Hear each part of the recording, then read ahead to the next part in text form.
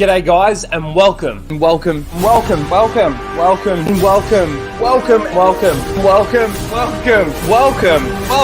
back to Casual Rage.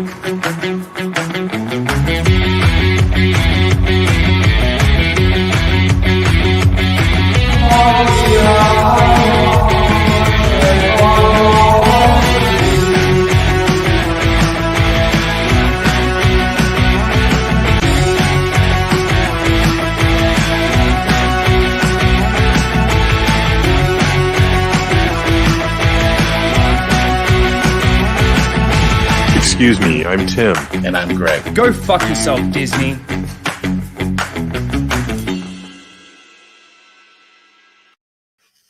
G'day guys and welcome to Casual Rage 56, where we casually rage out about the topics of the week, or in this case, the last 2 weeks because we missed last week. But yes, we are here. There's been a lot of Star Wars news. I am completely enthralled by this Rittenhouse trial, so we'll talk a little bit about that. I know it's a little bit off what we usually talk about, but there is that to go over. The Star Wars news, oh man, there's a bit and we'll get into it. But before we do, let's quickly say hello. Tim, how are you, my friend? I'm getting by. How are you?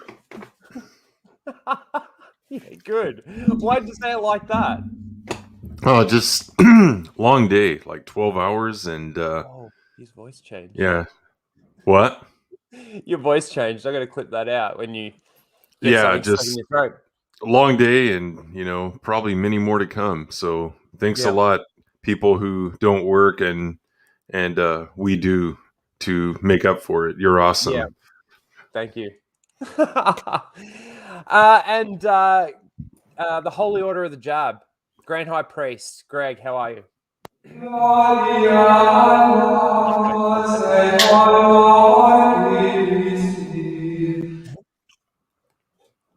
Good evening, and you are welcome, Tim.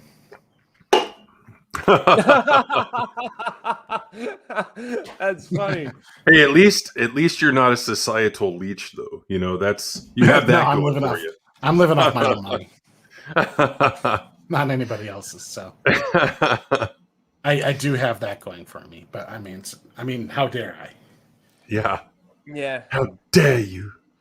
What have you guys been up to this week? Tim, what have you been? You been making any videos? You've put out I watched a short just last night of yours. What's funny is when I started making the intro for my new EU shorts, I fell asleep right here.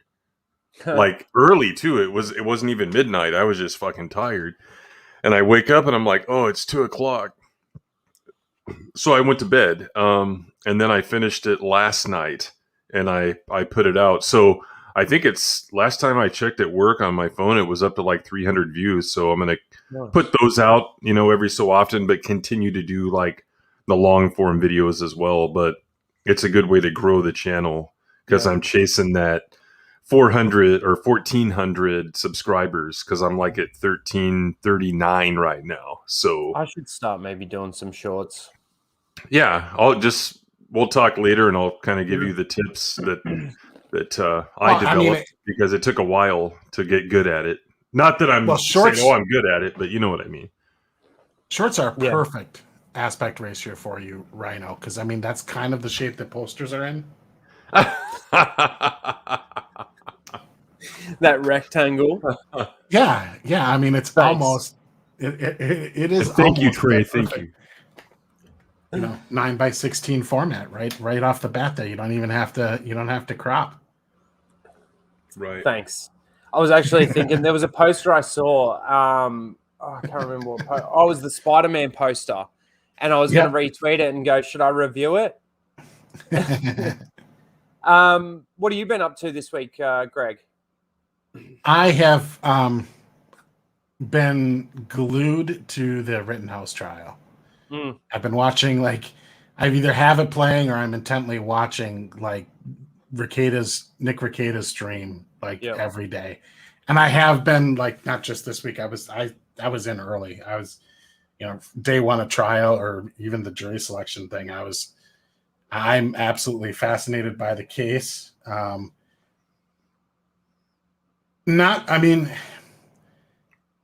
interested in it on so many different levels. Just fundamental justice, of course, first and foremost. I'm really not big into this whole, and what worries me about this case, kind of on our side of the fence, is that too many people are kind of like, oh, it's about owning the libs, man. We're gonna own them, and well, Binger's an idiot, and the defense or the prosecution sucks, and no, guys, celebrate the wins, absolutely. Pour a little salt in the wounds of the and help fill their leftist tears cups. Yeah. But fundamentally understand that this case is designed and brought to destroy the Second Amendment and your fundamental right to self-defense. Mm-hmm.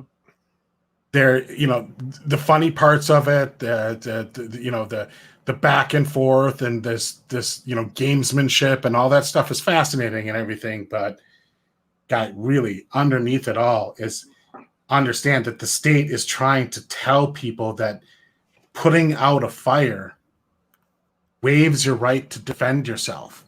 Having an AR-15 gun on your possession is somehow waives your right to self-defense because that is a provocation somehow. Yeah. And when you take this case, and in particular, the McCloskeys out of Missouri, it was Missouri, right? Yeah. Yes, St. Louis area. Yeah. Yeah, there's an intent there that even if he gets off on all these charges, and he should, there's a chilling effect. And even somebody now has to wonder, is be like, do I want to have to go through what he is going through in order to exercise a fundamental right to not die when being attacked? And that is so serious and so important that everybody should be paying attention to that. Enjoy the back and forth and the gamesmanship. It is a dramatic trial. It is interesting in that regard. But understand that there is a huge, huge fundamental issue underlying all of it. And it is extraordinarily important that he be found not guilty. Yeah. How much have you been keeping up to date with it, Tim? Sorry. Oh, none at all, man. It's when I'm at work, there's so much shit going on. I've got people up my ass the whole day. I barely got a 30-minute lunch. We ran and grabbed a burrito somewhere really quick. And we talked about work stuff. We didn't even talk about what's going on in the real world. But here's the thing. Here's why it's important. Especially important. Greg already explained why it's important. It's especially important right now when you have motherfuckers going around burning businesses and even homes down, right? Mm-hmm. Mm-hmm. It's so important that I'm able to, stand out in my front yard and say, you better get back and hold my 2 shotguns that I have. That's what they're trying to take away, because they know if they do that, and who is this they? It's people that they want to advance the collectivist authoritarian agenda. if they can take that away, then they're able to promote this fear by what are essentially paramilitary squads called Antifa, and they've done it in Portland and in other cities. And they can use that as intimidation to get what they want. But as long as we have weapons, it's a deterrent, number one, and it's an actual tool, as Kyle showed us, number two. These guys that he killed, and he showed remorse for it, and it was genuine remorse. Fuck Absolutely. you, LeBron James. Fuck you up your sorry ass. I wanted Anyway, to talk about that, but his situation's. but here's the point. Here's the point. He showed remorse for it, but at the same time, those motherfuckers he killed are absolutely, or were absolutely, worthless pieces of shit. And they were the type that that do that kind of stuff, burn businesses down, and have this jealousy of what other people have, and they will do anything they can to destroy it. At the end of the day, yeah, those people that got shot, maybe killed, or were killed. Yeah, some of them were pieces of shit. Some of them were already criminals themselves, all of that sort of thing. But it's kind of actually like all of them. Yes, okay, all of them. But it in this, it's kind of like the same circumstances of this case. And I'm not defending those people at all. They attacked him. It was all self-defense. I view it the same way that you guys do. But the prosecution lawyers weren't allowed to use stuff that happened after, stuff that happened before this incident. We can't look like they're still human lives. They're still human beings, right? And, even though it's gone to trial, I don't think it should have even gone this far. Like, there's no evidence to say that it wasn't self-defense, in my opinion, in my eyes. But, if you're going to, I can't remember where I was going with that. All I'm saying is basically, yeah, look, they were pieces of shit. I completely agree. But at the same time, they were shot and killed. If there is an investigation that needs to go into it, then the investigation needs to go into it. I just can't believe it's gotten to the point where it's actually a trial. And you've got so many witnesses on the stand that are basically, it's kind of like when you're watching a fight, right? It's like, who won that round? Who won that round? Man, the defense is winning everything. There's not much at all that the prosecution is winning. You're right. He does have remorse, and I believe that it was completely genuine. He had a panic attack yesterday on the stand. And if you can't see it for what it was, and let me tell you, Ben Shapiro reported it wrong. He had the panic attack while he was being questioned by his lawyers, not the prosecution. Mm-hmm. Why are you ringing? Romania. I don't remember. Look at that. Fucking Romania is calling me. Oh, wow. You got that's not Skirmitar, right? That's pretty close. Yeah. Now everyone has Skirmitar's phone number. Well, Rhino, his contact list is very full of Romanian cam girls. I'll say they're Ukrainian or Russian. But I've completely forgot the point I was going to make. About the prosecution in this case. Yeah. Their behavior leading into this, even before the trial began. Right. So Kyle, when all this went down, Kyle lived in Antioch, Illinois. And he was charged, of course, and that basically, while you're facing charges of those magnitude, your life stops. And they made him post like an insane bail. I think it was like $2 million or $3 million bail. Like an insanely high bail, as if this guy was a threat, yeah. Was a repeat offender and a threat. Or a flight risk or something. Or a flight risk, despite the fact that, like, given the circumstances of the shootings, even if you find that his case for self-defense is invalid, he believed he was acting in self-defense. This was not like he didn't attack 3 randos, and he didn't know the criminal histories of any of these guys that he shot. He shot at them because they were in the process of attacking him. And the trial is going to determine whether or not he provoked it or anything. I think that's insane and absurd, but I mean, that's what the trial is going to be about. Right. But the size of his bail was insane. And then he moved. And he attempted to notify the court that he was moving because his address became public, of course. Right. And he understandably didn't want to be at his publicized address anymore because of the attention of the charges he was facing and all that other stuff. The prosecution tried to say, well, he didn't give sufficient notice or whatever.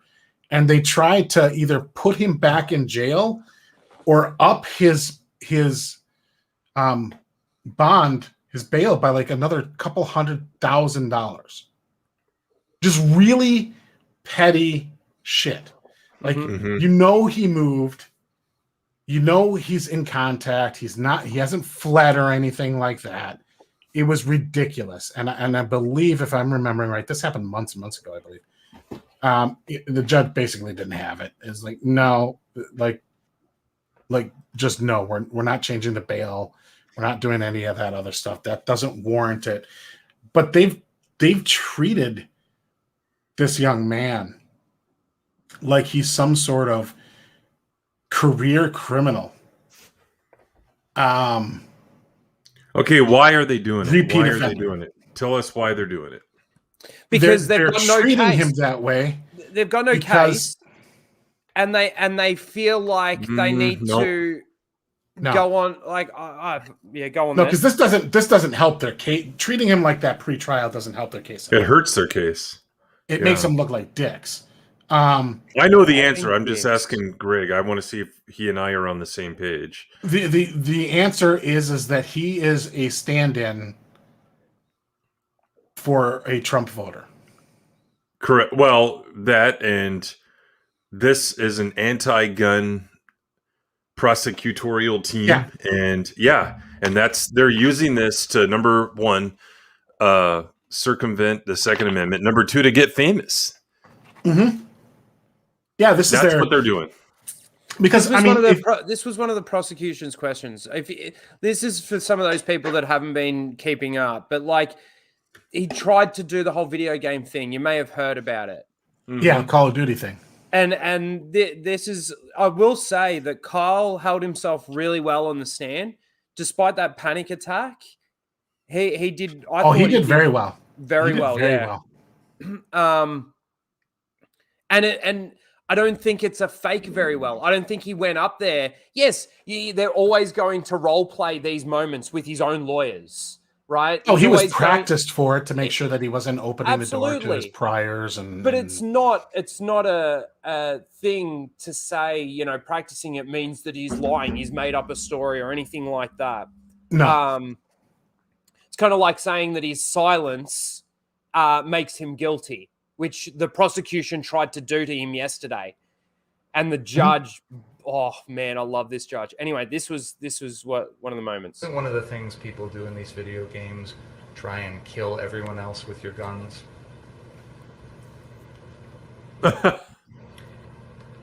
Yeah, the video game, it's just a video game. It's not real life. Yeah. I'm just going through to try and find some of the different. My favorite moment, actually, and by favorite, by really not favorite, but there was a line of questioning that the prosecution had with Kyle that was basically, and I'm going to paraphrase, and they were talking about Grosskreutz, the guy, and he's the one who got his bicep justifiably blown off his arm. Because he was holding a gun, a pistol, and he was aiming it at his head, at Kyle. And the prosecutor tried to make the argument with Kyle, or have Kyle somehow admit that it's like, but that's just a pistol. You had a bigger gun. Oh my gosh! I'm not kidding. God, the streams are so fucking long. I'll probably never be able to find it. But there was a moment where he was implying that, like, but the AR-15 is a bigger gun, and it's like, So who's the bigger threat? That's what he was saying. Yeah, basically, like, you couldn't have been threatened because he had the littler gun. Mm-hmm. And that displays such an either he's completely ignorant about guns or he's hoping the jury is. This is probably not the state to make that kind of hope. Gun ownership in this state, Wisconsin, pretty high. But the idea is there's two issues. Kyle's gun was loaded with 223 ammo, full metal jacket 223. Gage's gun had I think 40 something. I forget the exact time. Basically, the pistol, the handgun had bigger bullets. And in close proximity, a pistol is a more deadly weapon than a long rifle. And an AR-15 is a long rifle. It has a long barrel. These things are not, in close proximity, very good close range weapons. A pistol is much more suitable for that scenario because it's much more maneuverable. Right. You can swing that baby around in close range and aim it, re-aim it, and do all sorts of things, manipulate it much faster, much easier because, you know, it's smaller, it's more mobile. I mean, just logically. But so, like, the idea that Kyle was the bigger threat because he had the bigger gun is just stupid. So it's, you know what it is? You don't have to be an ammo expert. It's infantile and it's it's ignorant of firearms. That's what it is. Exactly. My hunting rifle shoots a much higher caliber bullet than Kyle's AR-15 does. My hunting rifle shoots 30-06. Yeah. Or 226. 226 is micro in comparison to a 30-06. Now, my hunting rifle is semi-automatic. Mm-hmm. An AR-15 is semi-automatic. It is not a machine gun. It is one pull, one bullet. You pull the trigger once, one bullet. So you have to keep pulling the trigger. You don't hold the trigger down and get multiple rounds getting fired. It's one pull, one bullet. Same as my hunting rifle. Now, my hunting rifle, with the exception of not being able to carry as much ammo, because I don't have a magazine that holds 30 rounds for my hunting rifle. I can get you one. My hunting rifle is a more deadly weapon than Kyle's AR-15. Mm-hmm. It is deadlier at longer range. Absolutely, it is. It could cut someone in half at a faster speed, and it can fire at virtually the same rate. I can squeeze off 4 rounds. Guess which one they want to ban, though. Bang. Well, it's because people don't understand what an AR-15 is. But see, this is the thing about the prosecution as well. I mean, they're trying to make it seem like this happened over like days or something. Like the most recent thing that they've been sort of arguing about was like the time, and like especially when Kyle was up on the stand and the prosecution's like, so you didn't stop to help him? When you were standing over his body, you didn't think to help him or call 911? I mean, in those moments, things are happening so quick, but when you actually break it down and see how long it took for certain things to happen, I mean, from the beginning of the first shots fired, like the Molotov or the bag being thrown, to him surrendering to the police is literally like 5 minutes. And here's what I would do if I were I would love to help them craft Like, I wish I could have a say in whatever their closing arguments are going to be. Because here's exactly what I would do. And this is how I would start off my closing arguments. I would start saying, like, ladies and gentlemen of the jury, I would click my stopwatch discreetly, and then I would start talking. And I say, ladies and gentlemen of the jury, I really want to thank you for your service. You have an important responsibility to your community, your state, to the defendant, to the prosecution. And I know this trial has gone on and then click the thing and be like, by the way, the conversation we just had was longer than all the events that transpired that night. Yeah. That's how I would open. So just start chit-chatting with a little bit, slowly kind of go into it. Don't talk fast. Don't talk deliberately slow. Yeah. But talk at a normal pace, and then go, oh, by the way, this conversation from when I said good, the word good, is longer or the same time now that Kyle from shot 1 to shot 8. Yeah. And it's really amazing. put that, like, just put that in the jury's mind to be like, wow, that didn't really feel that didn't feel very long. Yeah. That's how I would open it up. That is good. Look, this is from earlier in the week. This is the gross Coits guy. He's a pretty gross guy. Yeah, Mr. Douchebag. Yeah, he's the one that got his bicep blown off, the one that pointed his gun at thing. Now, there's a couple of things. You've probably all seen this already. He basically admits that he went after him before he got shot. But there's a couple of reactions that I didn't really see many people talking about. And I'll point it out as we go. You ready? I'm just thinking of the meme. Sorry. Can't hear it. Right? Correct. There's audio. It's just really low. Hold on. Turn up the audio. I don't think I can. Oh, no, I can. My bad. It's called volume. Let's go back. Watch when he says correct. Watch the lady that's sitting down here. She does a double take. Like she looks at the defense lawyers almost, or the judge or something, and then looks at the prosecution. It's hilarious to see. It's like, what are we doing here? Up in the air. He never fired, right?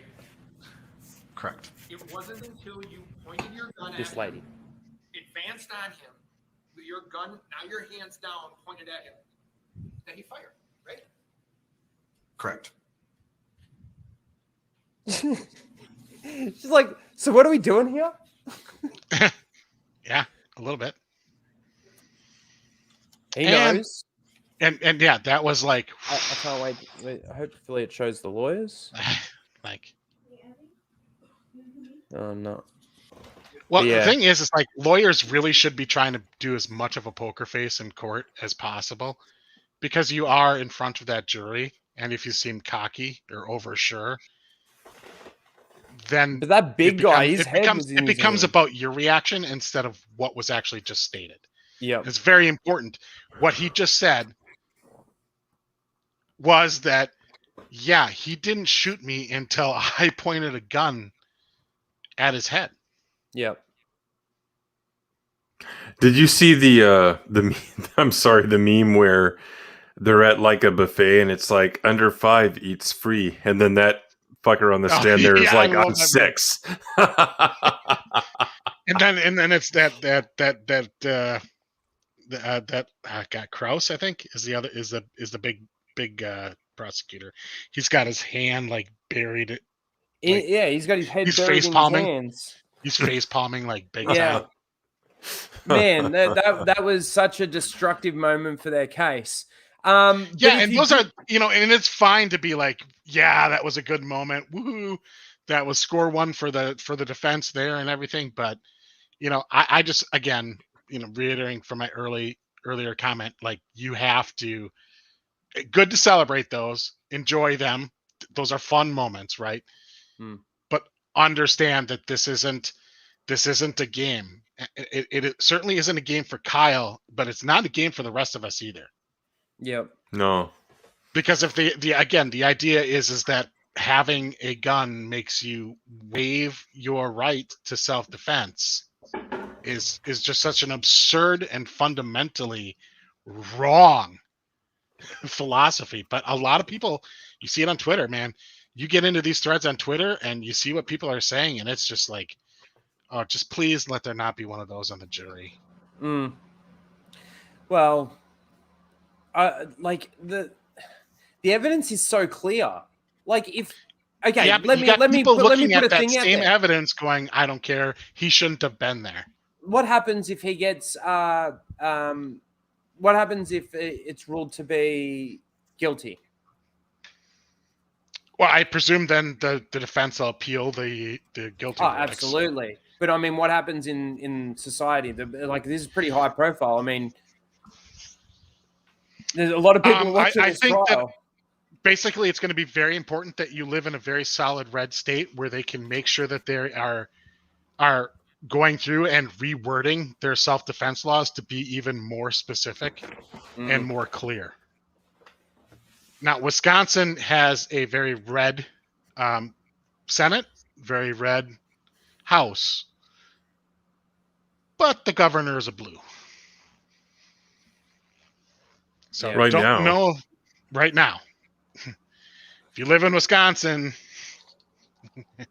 and the next governor's race comes up, please vote if you're going to vote my way. If not, then stay home. Stay home. Go ahead and forget.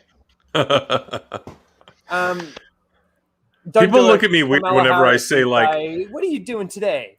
Should we go and vote today?" Yeah, people look at me weird when I say no. I don't want everyone to vote. If you're not going to vote the way I want, then stay home. People are like, no, seriously. Like, I don't care what will you vote. Just go vote. No, don't. If you don't know what you're doing, then you shouldn't even vote if you don't even know what the hell you're doing. What are you doing? Like, you're voting which way like the Daily Show leans? Like, what are you basing it on? Hashtag shore up the electorate. I've been saying that for 10 years. I hate like the rock the vote thing. It'd be like, awful. I don't want to get too much into politics. I don't want to dive too deep into this. I just want to ask, what do you think happens? Follow what's going on. Say it, Timon. And make an informed vote. But don't just go vote because you think that's like cool or something. That, like, no. I got a blue thumb, Yeah. All right. If you guys didn't know, this week I got my first Twitter jail. I got suspended off Twitter for the very first time. Yeah. For 12 hours. I glorified violence. How did you do that? Because I want to partake. Let me show you. Allow me to show you. I put out a tweet because I've been watching the trial saying this trial is so awesome to watch just to see those who think they're on the right side of history and are somehow above the law because of how virtuous they are, get owned by one witness after another. No, that couldn't have been it. That was it. That's the thing from fucking. I had to delete it. That's the thing. Facebook and Twitter has been very, very, very, let's say, liberally applying that particular rule. I've seen a lot of people saying like, yeah, Facebook is deleting anything, deleting. There's nothing there. Tons. It defeats the narrative. I'd like to know if anyone can see how that glorifies violence. Want people to be bewildered by a not guilty verdict, so there's a call to action. The media companies are fomenting and setting the stage for future riots by obfuscating and deleting so people get upset over a not guilty verdict, and we can do this all over again. The thing is even if it was the Kyle did nothing wrong, like, where's my freedom to be able to say that I feel like he did nothing wrong? Like, I don't see any incitement of or glorification of violence there. You mean because you're glorifying Kyle? Well, you're expressing a pro Kyle sentiment. That's basically what you're being guilty of. Yep. I believe that what he did was okay, not necessarily right, but it was okay under the guise that it was under self-defense. Justified. It was justified. Yeah, it was justified. Thank you. That's what I'm looking for. It was justified. Not the greatest thing. I mean, he clearly even said on the stand, testified to say, like, I didn't want to kill anyone. I didn't want to shoot anyone. And I believe... Well, what they're doing here, guys, look at that last hashtag. Yeah. Kyle did nothing wrong. Did you make that up, or have people been doing that? I don't know, but like that's okay. What Sailor Mercury... So here's the point. They're deciding what the definition of wrong is. That's what they're doing, because Kyle Rittenhouse trial and Kyle Rittenhouse, you could just be hashtagging the situation, but the last one, they're basically saying a guy who committed a violent act did something wrong. So they're deciding what's right or wrong. And it wasn't wrong. If he's justified in defending himself, then violence isn't always wrong. That's where I have the problem with it. They're deciding the outcome of the case before there's even a verdict. Does that make sense? Well, they're leaning to the way that they feel that it should be. They're being judge, jury, and executioner when it comes to what's being said about the case on social media. Right. Or on their platforms. It's fucked up. But yeah, I just looked at that. I put that out. I was shocked, to be honest with you. Glorifying violence. Like, okay, really? I don't think so. Do we have like a nasty clip to play for Jack and Twitter? Do we have anything? What? Do we have a nasty clip to play for Jack and Twitter for doing that to you? Let's see. Fuck off, Twitter, you fucking cunts. Yeah, I'll give him this one. It's the same thing. They came bounding over. Fuck off, Disney, you fucking cunts! Just change Disney with Twitter. Yeah. Well, they're covering for Disney with their new downvote rule anyway, so, you know. I can't scream right now. I got something in my neck. I actually went and got an ultrasound the other day because I got this pain in my neck. Too much eating poontang. I wish. All right. So, yeah, look, I just thought that was pretty crazy. I got my first Twitter jail for talking about that trial, and it's been absolutely riveting. I can't wait for the closing statements. I can't wait to see, what's said. Yeah. Now, where was I going? Here. I got that in the wrong place. Okay. So there was some news that came to my attention. I know we probably should go into the Book of Boba Fett trailer, and we should probably talk a little bit about the KOTOR and the Rogue Squadron stuff. But of course, if you pay attention to Star Wars on Twitter or anything like that, you will have seen that there was some art released today. There was actually a whole video that leaked today about the Obi-Wan Kenobi show, and it goes into I don't know if I can show the image. What do you reckon, Greg?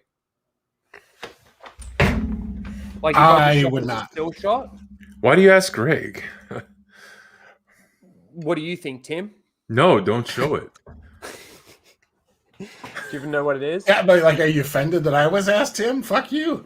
No, I'm just saying, like, I know too. Fuck off, Tim, you fucking cunt! You are what you eat. Well, basically, I found the clip really interesting. There was one very interesting part about it where Ewan McGregor goes, what does he say? He says something along the lines of, it's really good to have the story to show. Like, no. He said it ought to be good to have a swing with Hayden again. No. Before that, hang on. Let me find the spot, and I'll just relay it to you. Give me a second. Because Deborah Chow almost finishes his sentence. What are you laughing at?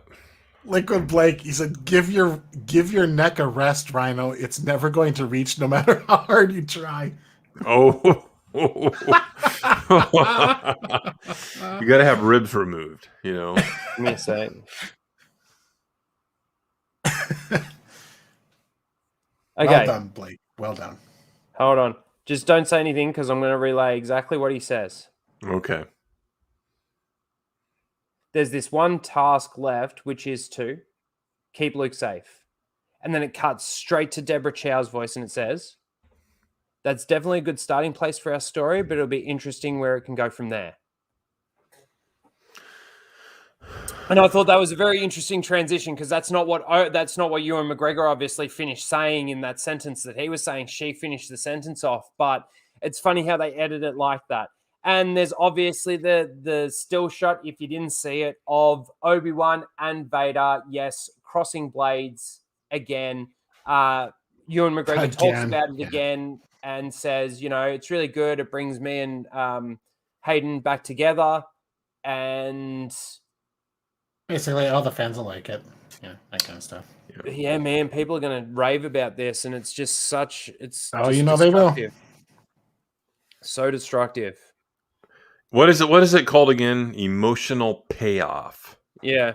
Yeah. I didn't know if I had it right, but law and continuity don't matter as long as you get it. As long as you get it. Up the butt. Yep.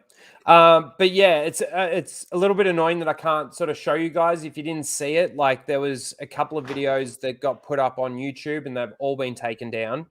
So I don't really want to risk it because I don't know if they're striking those channels or what's actually happening.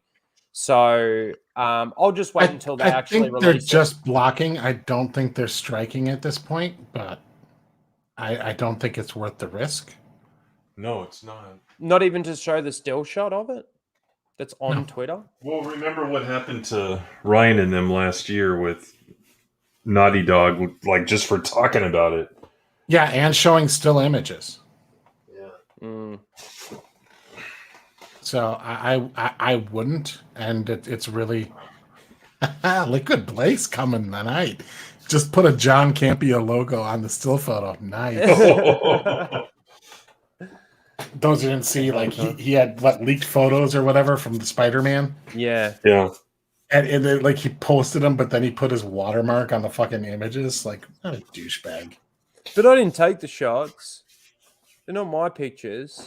Oh, you're just putting an ad for your stupid fucking shit on the leaked photo itself. Now, like I think when you're doing that, that's a case for like an actual DMC takedown strike situation. It's like, okay, you're not just sharing the information, you're clearly trying to profit off the damn thing and attach your brand to their product. Like, fuck off, Campea. Well, he thinks if someone else shares it, they're gonna see his logo and then look him up. Yeah. Right. Douchebag. But yeah, look, obviously I've done a video giving my thoughts on this so-called rematch of the century. Not just one. Yeah. Oh. But I don't know. Kennedy's not gone. Didn't you do one last January on this topic? I don't know. Probably. I think you did. Well, when the rumor first came out. Yeah. Yeah. Well, yeah. I mean, I don't think she's gone, and I, like this thing is like, well, they delayed production on this and that. That means she's gone. Like, oh, jeez. They delayed. Engine is coming back. They delay productions on everything. Yeah, I mean, I had that Twitter post. And, like, if you didn't get who I was referring to, pull up your tweet. In that tweet, it was most definitely Gina. Oh, let me find anything. That was a great tweet. Well, this is the other thing too that I look at with the Kennedy contract stuff, right? It's been 12 days since its supposed exploration date. Expiration. But at first it was like 10/1, then it was 10/31, the end of October. It's the moving goalpost. It's the bridge to nowhere, whatever you want to call it. We never crossed the finish line. Yeah, this is a great tweet. Disney just fired actor from Mighty Ducks over vax policy. Actress abandons movie production and chooses another due to vax policy. does this sound like two entities that are ready to work together? Meaning Gina Carano and Disney. Disney. If so, then the actress is not the stand-up fighter you thought she was.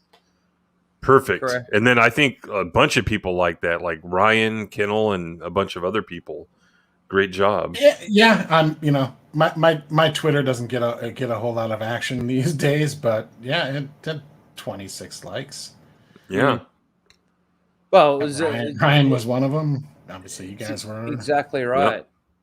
But that's the thing, though, too, is like, I don't think there's any truth to the rumors that Gina's going back at all. But I took my grain of salt. Thank you. Right. But if she did, let's say there was truth to it and she was going back and it has been signed and that is all happening, she's lost all my respect. Yeah, that certainly damages her credibility as being a stand-up person for what she believes. Like, how could it not? Mm-hmm. And you know, if she comes out and just says, "Yeah, I need that check," you know, then fine. Like, I'm still not going to watch her, you know, Mando anyway. But right, that's her option. But then again, yeah, she loses that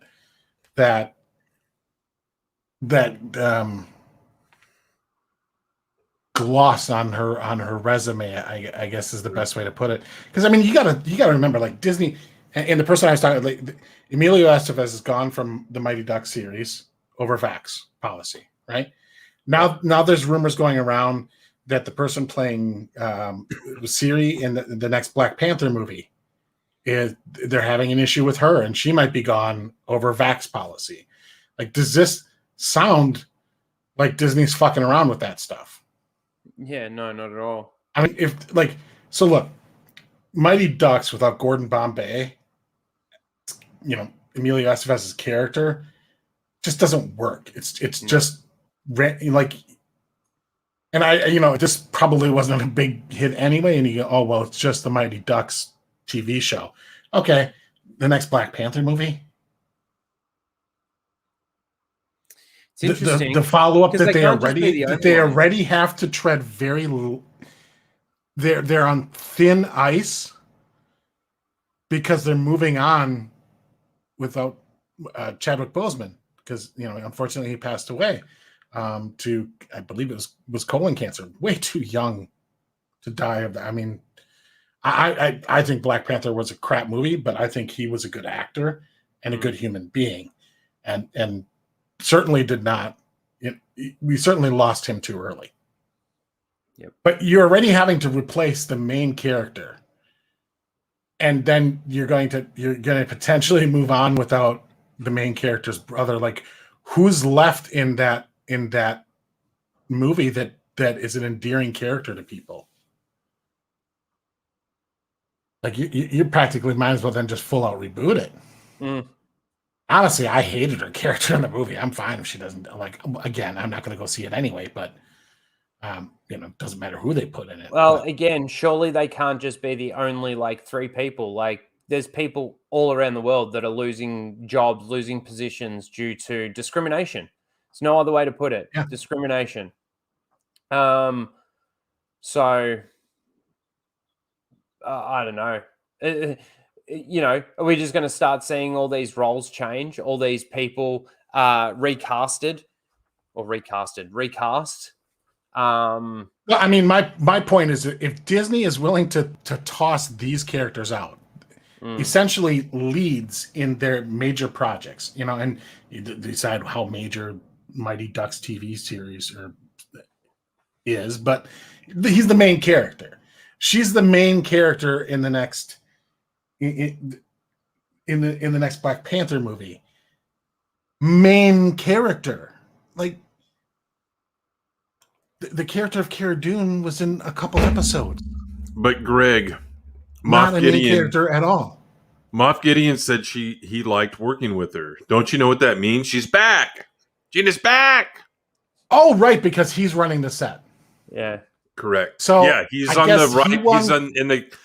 He's in the Filoni camp, the Favreau camp. It was a 3-sided war.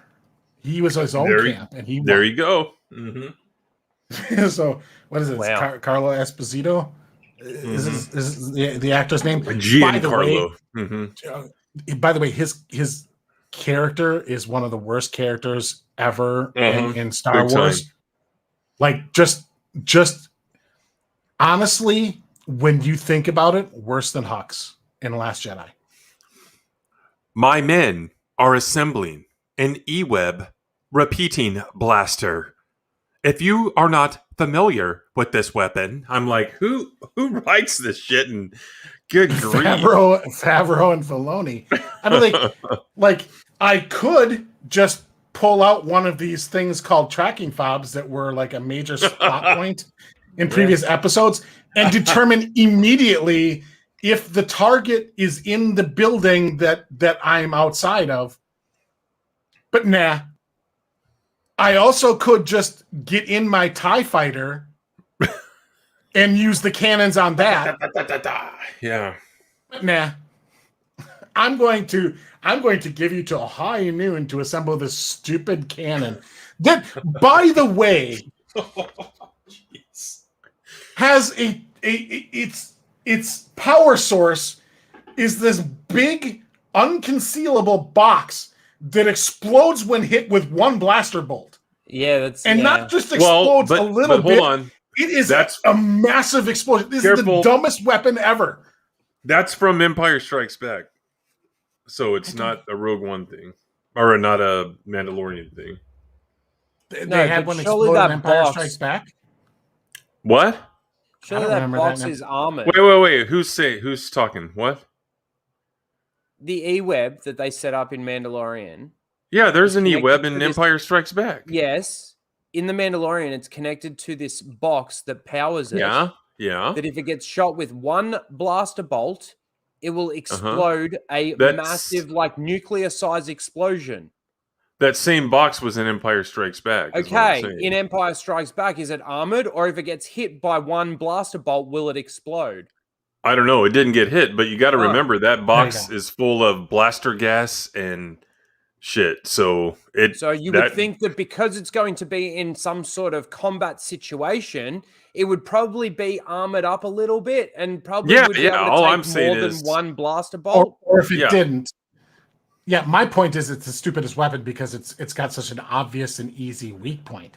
You mean like the way it was portrayed in that show? It was correct.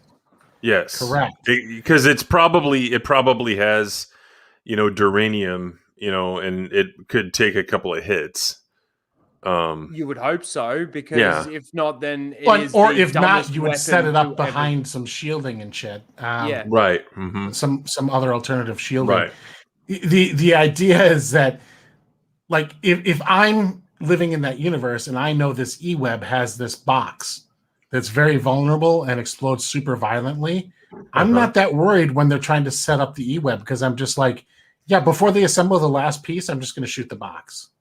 This is the other thing too, is okay, so if that's not a threat. So if that box is so like vulnerable, let's say, why would it be set up in the middle? Like, why didn't Mando just stick his head out the door and fucking shoot at it himself and then blow all the stormtroopers away? Like, nobody would fear this weapon being set up because it takes a while to set up. And it takes a second to destroy. See, this is a weapon that would be better suited to fortify a already existing base where, like, you're setting this up like for example, if they had an E-Web on the top of the building, the castle structure, town structure, or whatever in the Ahsoka episode, where the box would then be behind the wall and concealed with the weapon being able to fire down, or in some sort of bunker, the entry area before you get to the door. Sure, that would be a great weapon. That would be a good fortification defense. Yeah, and they did use them to defend Hoth to heavy repeating blasters. So and this is really dorky talk here. But to set up something and, like, guys, I'm going to be setting up this. We're going to be slowly assembling this super weapon that really Super should scare the fuck out of you. Should They scare can the destroy fuck the out whole of you. planet, you know. Yeah. Well, I mean, they practically made it seem like this was going to be like, oh shit, we lose. Right. Like it's over. This is like checkmate. And it's like he's literally talking in front of a parked TIE fighter who Yeah. we've seen be able to do pretty effective aerial bombardments. Not only that, but when they're setting up this E-Web, it's like they pick up the gun and there's two of them and it's like, oh, like this. And then when Mando gets out there, he just unclips it, turns around and Yeah.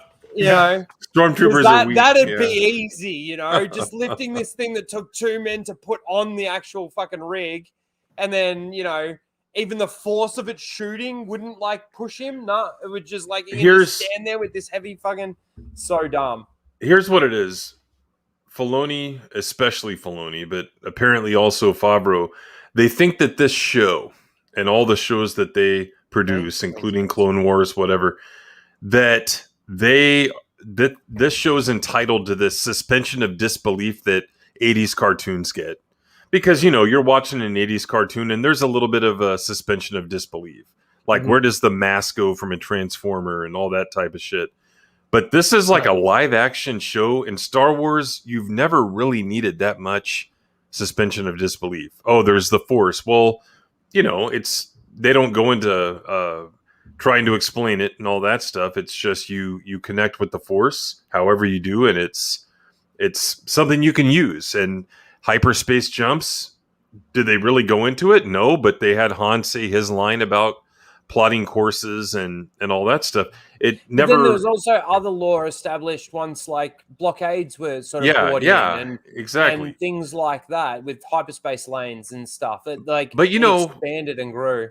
Yeah, you know how you're watching a cartoon and you'll see something stupid. And it's like, oh, it's just a cartoon. That's what these two guys, especially Filoni, are applying here, and it doesn't work with live action. I'm sorry, because these are real people you're watching, and you want to feel like you're in a real life situation. And when it takes 2 stormtroopers to lift a gun, and then in the next scene the hero's throwing it all around, that's like an 80s cartoon right there. Yeah, and it's stupid.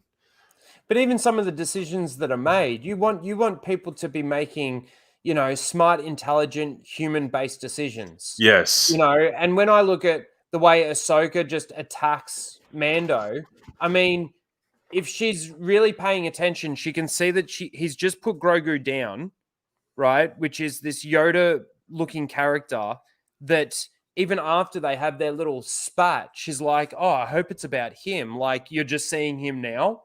Like, he literally put him down and then you attacked. Like, and to think that Ahsoka would be attacking Mandalorians just because it's a Mandalorian. I mean, she just fought on the Battle of Mandalore with Mandalorians that were on her team. Right. What's this? Oh, this is a section of my video, the 24 Reasons Why the Mandalorian season finale sucks. Actually counted. Like this is they're outside the bar. He's got a TIE fighter and 45 troops, something like that. Yeah. Yeah, and they lose. Six of them are badass black troopers. Yeah, you know, and that's of course not counting Gideon, who's in the middle there. Hey, if they all shot their blasters at the same time, racist based on this picture. Why? Look how much white there is. Yeah, that's that. If they all shot their blasters at the same time, then it would be 100 times more powerful than the E-Web. Think about it. But like everyone aim fire. But even like I just talked about like decisions made by characters, right? There's a moment in this where he's like, I'll give you until sundown or whatever it is. You know, I'm going to give you a couple of hours to decide whether or not you're going to surrender or not. Covering. Like, that's not a human. Nobody does that. We've got you surrounded. You either come out now or we come in there and we fucking kill all of you. That's your 2 choices. Not, okay, let me set up an E-Web and I'll give you guys at least an hour to discuss a plan. It's so fucking You stupid. have 1 hour. Look at him. He's holding the E-web with one Yeah. oh, There's the E-web going boom yep. and exploding apparently, and actually caught by the still frame in multiple different locations all at once. So it sets off. It's so explosive that it sets off the chain reactions of other things. Oh, multiple explosions. That's right. But not only that, like, look at where like the explosion is in comparison to the window. If you can go back to that other still shot you had where you had them all counted, think about where that actually is sitting. Yep. Where is it? Oh, they hadn't set it up yet. Is that what it is? Yeah, no, they haven't. Because Set it should up be. yet. It should be like right where those dark troopers are on Gideon's right side. Yeah. If you look at where the window is, like it's, you know, and this is all just little technical stuff. This is nitpicking at it, right? When you go, oh, why isn't the E-web box sitting right there? That stormtrooper should be standing on top of it based on where that explosion was. Here's my favorite moment in the entire fucking episode right here. Oh, the flamethrower. Yeah, so the mission is to capture Grogu. Yep. So they can get his blood. Yep. And so Moff Gideon sends in his flamethrower stormtrooper, and the flamethrower stormtrooper shoots directly at the target. Like shoots right, like this is like Baby Yoda is right here. That's him. Yep. Shoots directly straight at him with the flamethrower, and it's only by use of the Force that he redirects the flames away from him. Otherwise, he would have been burnt, Baby Yoda, and the mission would have been a failure because everyone in that room would have died, including Mando. Yeah, they would have killed him. But see, they needed him to use his Force powers, so then he couldn't heal Din Djarin, and they had to get out the cannon, and they had to have that moment with the with the thing. But yeah, like look, if there's any doubt, like he didn't shoot right at him. Oh really? Kind of looks like it. Right. Like literally right at the motherfucker. If you haven't, and then he has to force throw the fire. Apparently, you can do that. The Force, are you again? Anyway, if you've not seen that video, it is on my channel. I highly recommend checking it out. If I didn't see any of the first season stuff on your channel, I need to go back and see some of that. Yeah, I did one video. I think it's why tracking fobs suck. I think that's what it's called. Oh, The Mandalorian, why it sucks. Tracking fobs. And then 24 Reasons the Mandalorian season finale sucks. Two videos that I did that, if you've not ever watched those, it's gotten 575 And Tuscan Bob was invented in season 2 thanks to Tuscan Bob didn't come till season 2. But. Yeah. It's just, I mean, that episode is just so absurd, but well, the whole show's absurd, and you're exactly right. They basically are doing live action cartoons, live action animation, and it doesn't work the same way. The audience doesn't see it the same way. I mean, there are some people out there that didn't like the way certain things were done, even though it was a cartoon in the Clone Wars. You know, being able to jump like really, really far and really, really high and everything, or Ahsoka being able to jump from the sky and jump from plane to plane to plane and all this kind of stuff. Like I'm one of those people, because I will say when it comes to Star Wars, and I don't know enough about the EU, I haven't read enough about the EU, I do not like the idea of turning Jedi Knights, Jedi Masters, into Marvel superheroes. Oh, absolutely not. I've always viewed the Jedi as more of the paladin kind of character. Mm.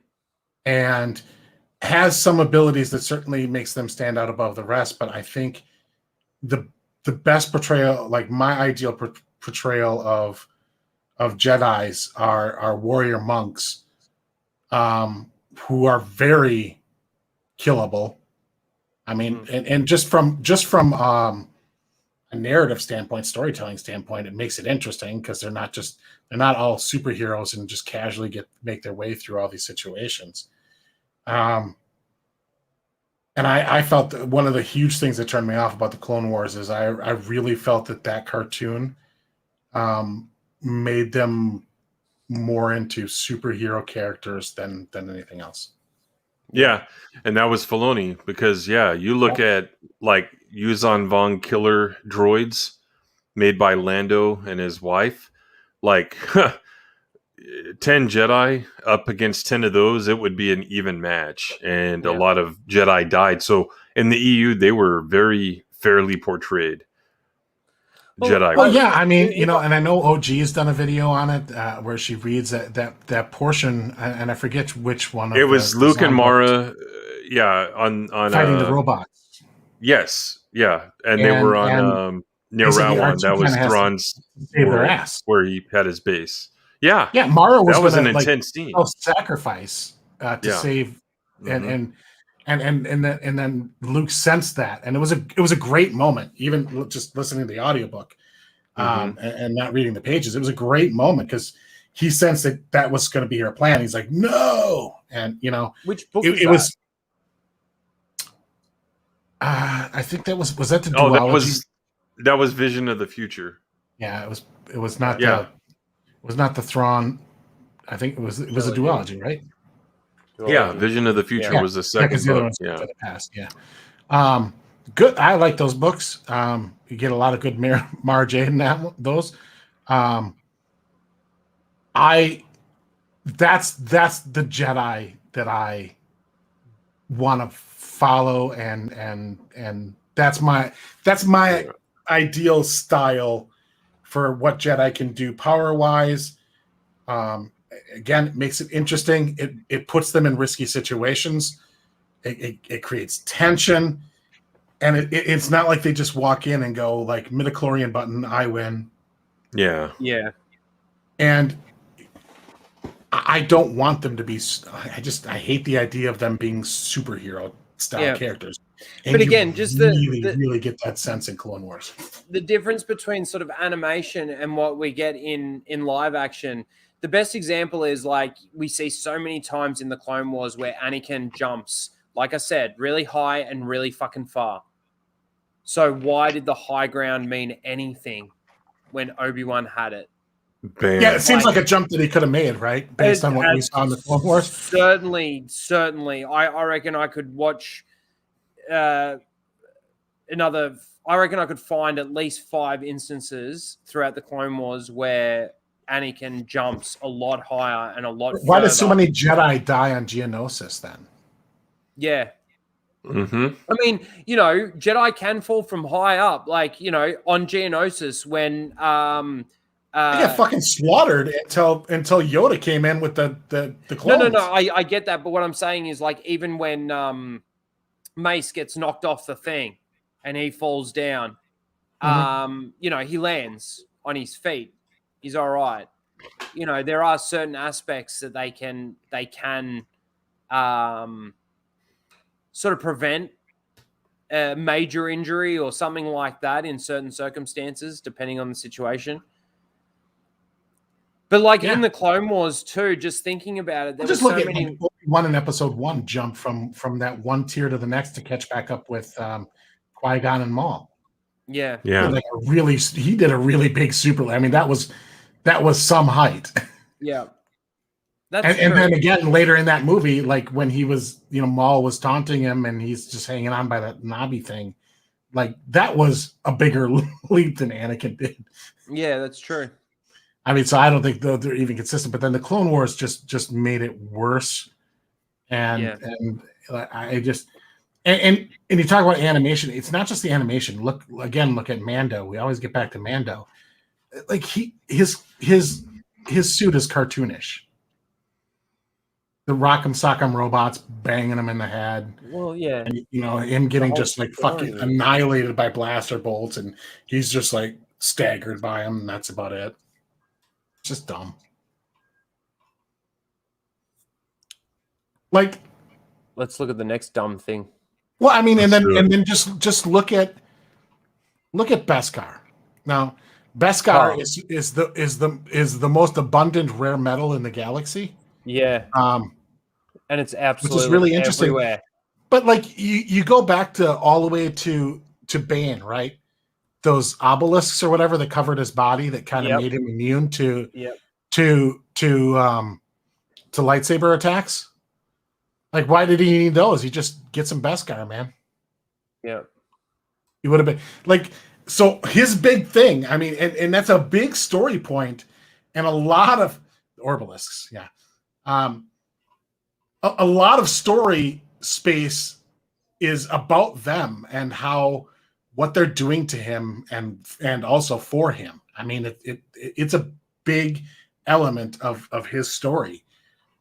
And it's like, but he could have basically achieved all that with Mandalorian suit. Yeah.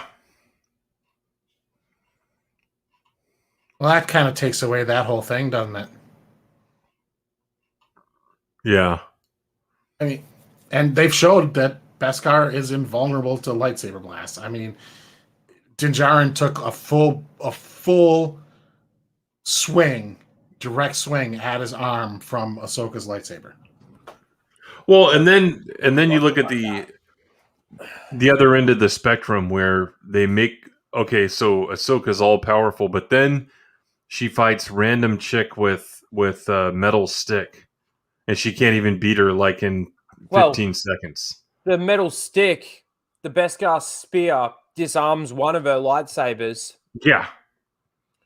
She doesn't think to like use the Force, just push her up against the wall. I know that might be a little bit dark, but she's going around killing all those people at the beginning. Which again, I didn't all those people in the cages that they were basically she's always talking. crucified. There's so many inconsistencies with Ahsoka now. Because, I'm no Jedi. There was always that. I'm no Jedi. But yet, I mean, this takes place before she really starts to get into those lines. No. Season 7, she says she's not a Jedi to Maul, right? I don't remember. Corrects him. Anyway, it's just there's so many inconsistencies with Ahsoka now. And she's so important to every aspect. She helps build the rebellion. It's no longer Bail and Mon Mothma and Leia and any of those other politicians. Mm-hmm. It was, Ahsoka and her was Fulcrum code name. Codename Fulcrum. Okay. They're talking about the Orbalists and Bane. And you know what? I understand he didn't intentionally have them put on for protection, but it was a very positive side effect of having them. It did grant him quite the advantage. Yes, it did.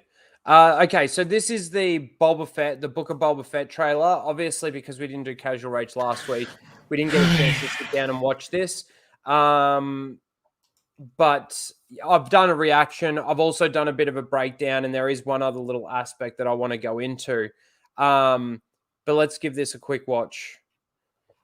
As boring as it is, I think I turned my volume down again. Hold on. Because it gets really loud in my ear. Ow. I've never seen this. Oh, then you haven't heard that line. I'll go back. I've heard otherwise. Listen. I am not a bounty hunter.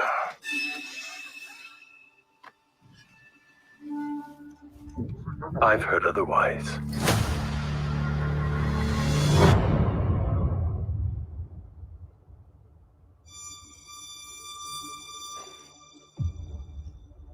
Oh, look, a city like every other one. Of your former employer. Jabba ruled with fear.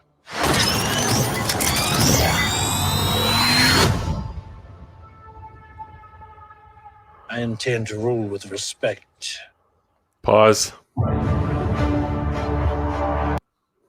Oh yeah, don't forget that's the secret message to us fans that Oh yeah, Favreau's in charge now, and he's going That's to right. rule Disney Lucasfilm with respect. So Yeah. yay, we know that now.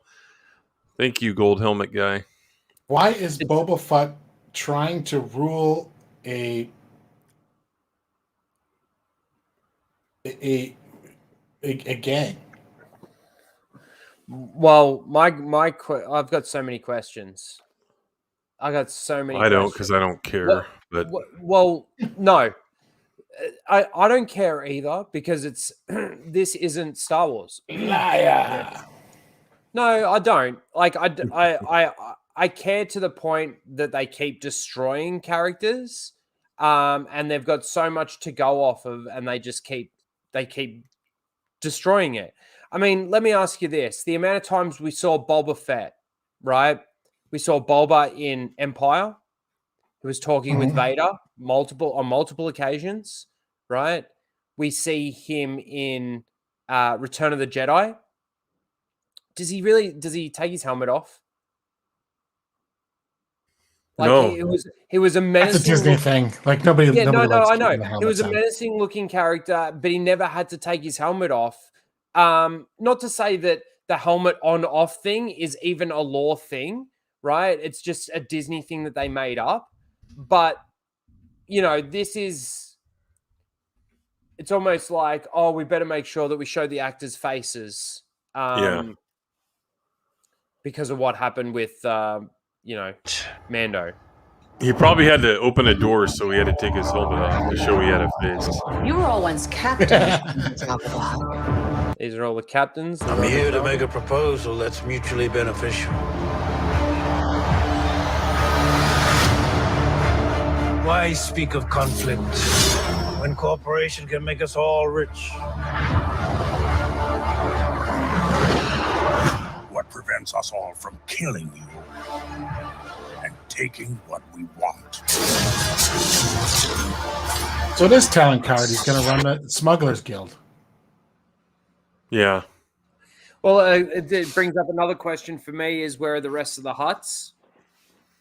You know, even in They explained that they all died because of the one retarded one that decided to go up against Vader or some shit. I think it was in comic. Oh, fucking comic book. Yeah. It was that one that was all swole. He had the 6-pack abs. Oh yeah. That's how they're writing off the rest of the Hutts. It's like, what a fucking joke. I had never seen this, and this looks dumber than I could have ever imagined. Sorry. Yeah, but also too, like, what's he doing in the middle of a fight without his helmet? Can I say something else? And this even counts towards some of the prequel scenes from 20 years ago. But why is it that the aliens now look faker than they did like in the original Cantina scene? Those aliens looked more real and crisp, and their skin looked moist and all. You know, they looked real. This literally looks like a guy in a Halloween mask. Well, I made the point back on this scene here in one of my videos that it looks like cosplay. Yeah, it does. It looks really clean. The hat looks too big. I was just gonna say that. It's like the other actor couldn't make it to set that day, so it's just like, here, put the helmet on. Also, on the right there, is that Glenn Beck?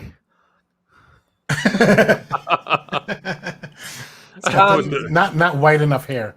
Yeah. I also make the point that her outfit looks really clean, like doesn't look super worn or anything like that.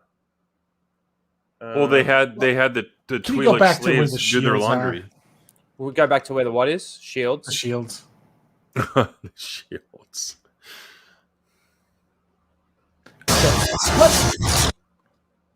What is with Star Wars? Is it with Star Wars like developing and then losing all the shield technology? They're ninjas. Why don't any of the motherfuckers on the Resistance or Sub-Zero? It is. But why does Stormtroopers not have this gear? Why does nobody in the Resistance? They needed that around the E-Web power generator. Yeah, that would have been useful, huh? It's as big as a rest generator. I mean, come on, you know. Right. And look how clean his armor is again, you know. No. I made the point that it's gone from being worn completely down to him respraying it, and now there's like new little battle scars, right? It's still cleaner than it was in Empire. I don't know how much time has transitioned between the end of Mando when we see him take the throne from Bib Fortuna. Wouldn't it be a good idea to put their helmets on? Sorry, Rhino. Bumblebee Tuna.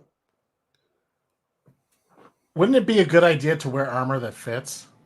Wouldn't it be a good idea to just fucking... No, I'm not making like a fat joke about him, but like it doesn't cover the bottom half of his fucking chest. Yeah, but it'll still be magnetized like Mando's armor. Yeah. So it doesn't matter. There's an electrostatic connection between all the pieces. It's like that's the armor you expect like a babe in an RPG to wear, but then have nothing underneath, right? Yeah. What the fuck is that even covering? Okay, I guess his eyes.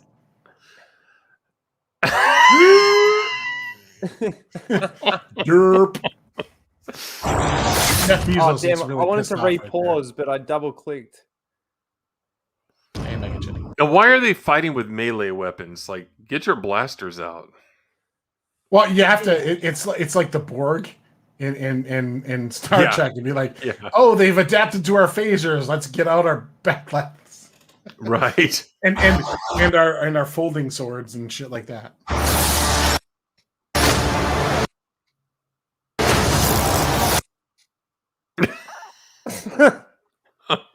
Take a shit, why don't you?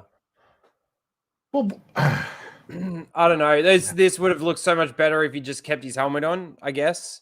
Like, you wouldn't have to have all these stupid faces. Yeah. Oh, look at the texture detail in that building behind him. I mean, wow. And look at that light, that like modern light behind him. What the hell was that? That? No, last one with the crazy eyes. It looked like just a regular like light in a parking lot or something. You need to get a video player that can do frames. There it is. On the right there. That looks like one of those parking lot. Yeah. It does, doesn't it? This filmed at the local Walmart parking lot. And all they did is like digitally remove the Walmart in the background and put that fucking rock building. If he had filmed at a local California Walmart. He'd have fed you to his menagerie. Please. Speak freely.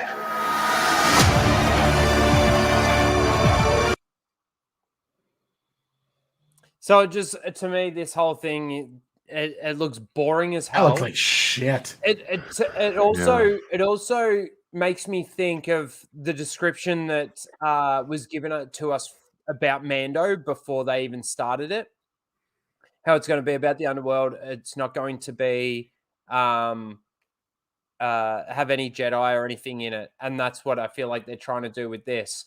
But I don't know, it looks really boring. Is there anything else after this logo here? No, I don't think so. It just says it'll be on Disney Plus. Sounds like awful music too. But I would argue the fact that they've already destroyed Boba Fett through the naming of their ship. Now I know that this is some fan merchandise that has been made for it. And of course, Fire Spray is the name of the ship. And it's just like, it's that whole thing of, if we get that emotional payoff, the lore and continuity doesn't matter. Now, look, let me say, the changing the name of a ship wouldn't necessarily be all that bad, I suppose. But when it's an iconic ship like this one there's actually a bit of lore and depth behind why the ship was named what it was named. You can't just go changing that. You can't just go. I mean, they can and they have, but it's I was going to say they can and they will. But it's stupid. Yeah, you know like I don't know. I don't even need to watch the show to know that they've already destroyed Boba Fett as a character, and it's purely. Then through you're the going to name. not watch the show with us. Thank you. What's that? Good. So you're not going to watch the show. Good. Oh no, you're watching the show with me. I will not. Oh yeah, you will. I will not. I'm not recommending you do. I'm just telling you will. I'm telling you I won't. Anyway, No. look, I've seen like already there. I think there's already another Star Wars Lego Slave One, but it's on the box. It's named Fire Spray. I'm pretty sure that's already been released, but wait for all the toys to come out, and it'll just be Fire Spray. It'll be interesting to see how much stock is left on the shelves when it comes to this. Baby Yoda sold. I wonder who the baby's going to be in this one. They're going to find Jabba's kid.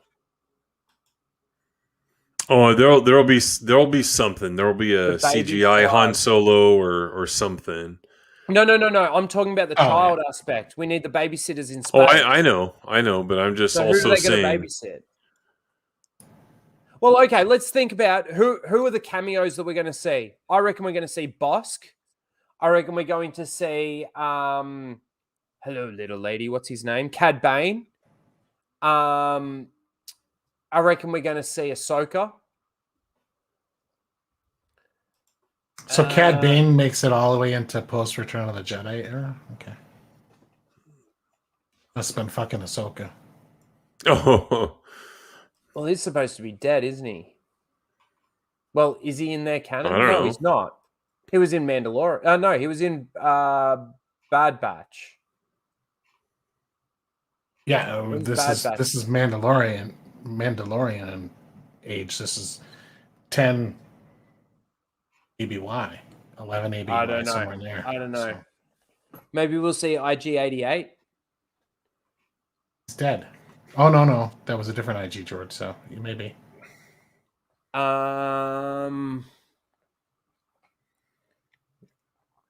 Any other cameos that you can think of that we'll see? Han Solo. Do you reckon we're going to get a Han Solo cameo? Yep. And then in the Ahsoka show, you'll get Leia. Mm-hmm. Well, we're getting Leia in the Obi-Wan show as well as. Oh, yeah, that's right. Yeah. Well, but not adult Leia. No, we're getting child Leia, 7-year-old Leia or something. Mm-hmm. Oh, you know they'll get fucking Lando. Yeah. Oh, of course, Lando. And they'll somehow try and find a way for that. Because if they have any hopes of like doing the Lando TV show or whatever, they're going to want to use that to spin it off, Correct. Gosh, this is just what they've done with the property. Okay, let me ask you this. Based on that trailer that you just watched, what do you think the story's going to be about? What do you think the series is going to be about? We're probably going to get a max of 10 episodes for the first season. Nothing. It's going to be about nothing. It's going to be how corporation we can make not a lot yet. of It's not corporation. Han Solo with Chewie. Yeah. Oh, that's what they won't do Han. They'll do Chewie. Yeah, there you go. I mean, they'll get that guy who did it for played him in the sequel. And that he has dog shit politics too. Yeah, but he'll what else is that guy doing? So he'll come on. Is Maul still alive at this point in time? No. Obi-Wan kills Maul before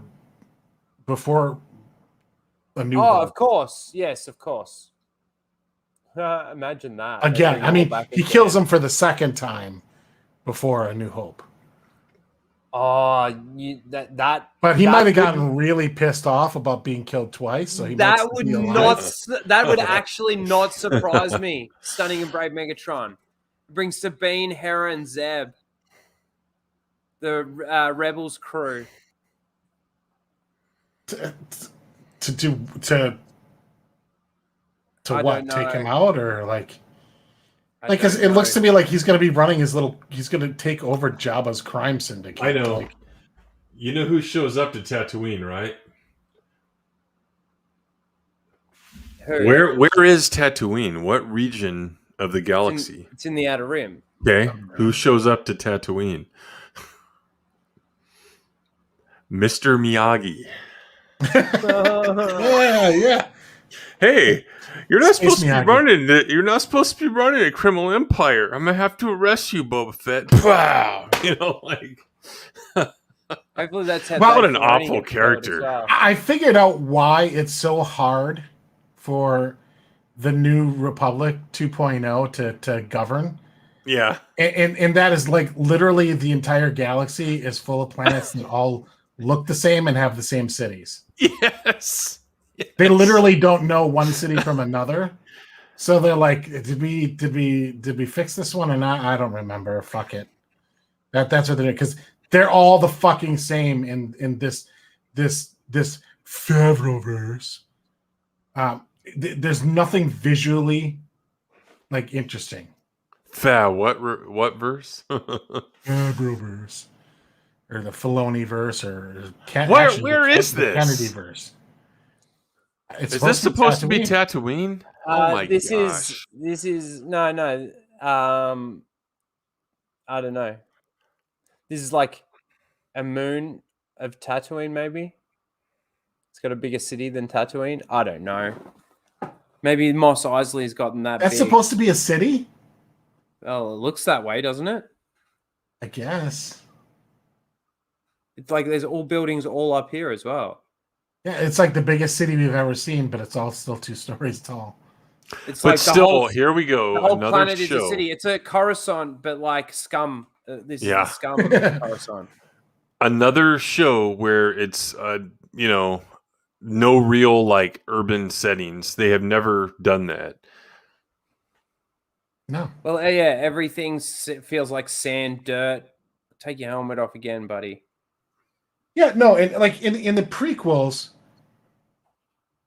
like we got taken to places like Naboo, right, which had beautiful castle cities, fantastic waterfalls, very green. It had like when they went off to the little retreat and banged for a while by the fireplace after throwing fruit at each other with the Force. It all looked at the camera.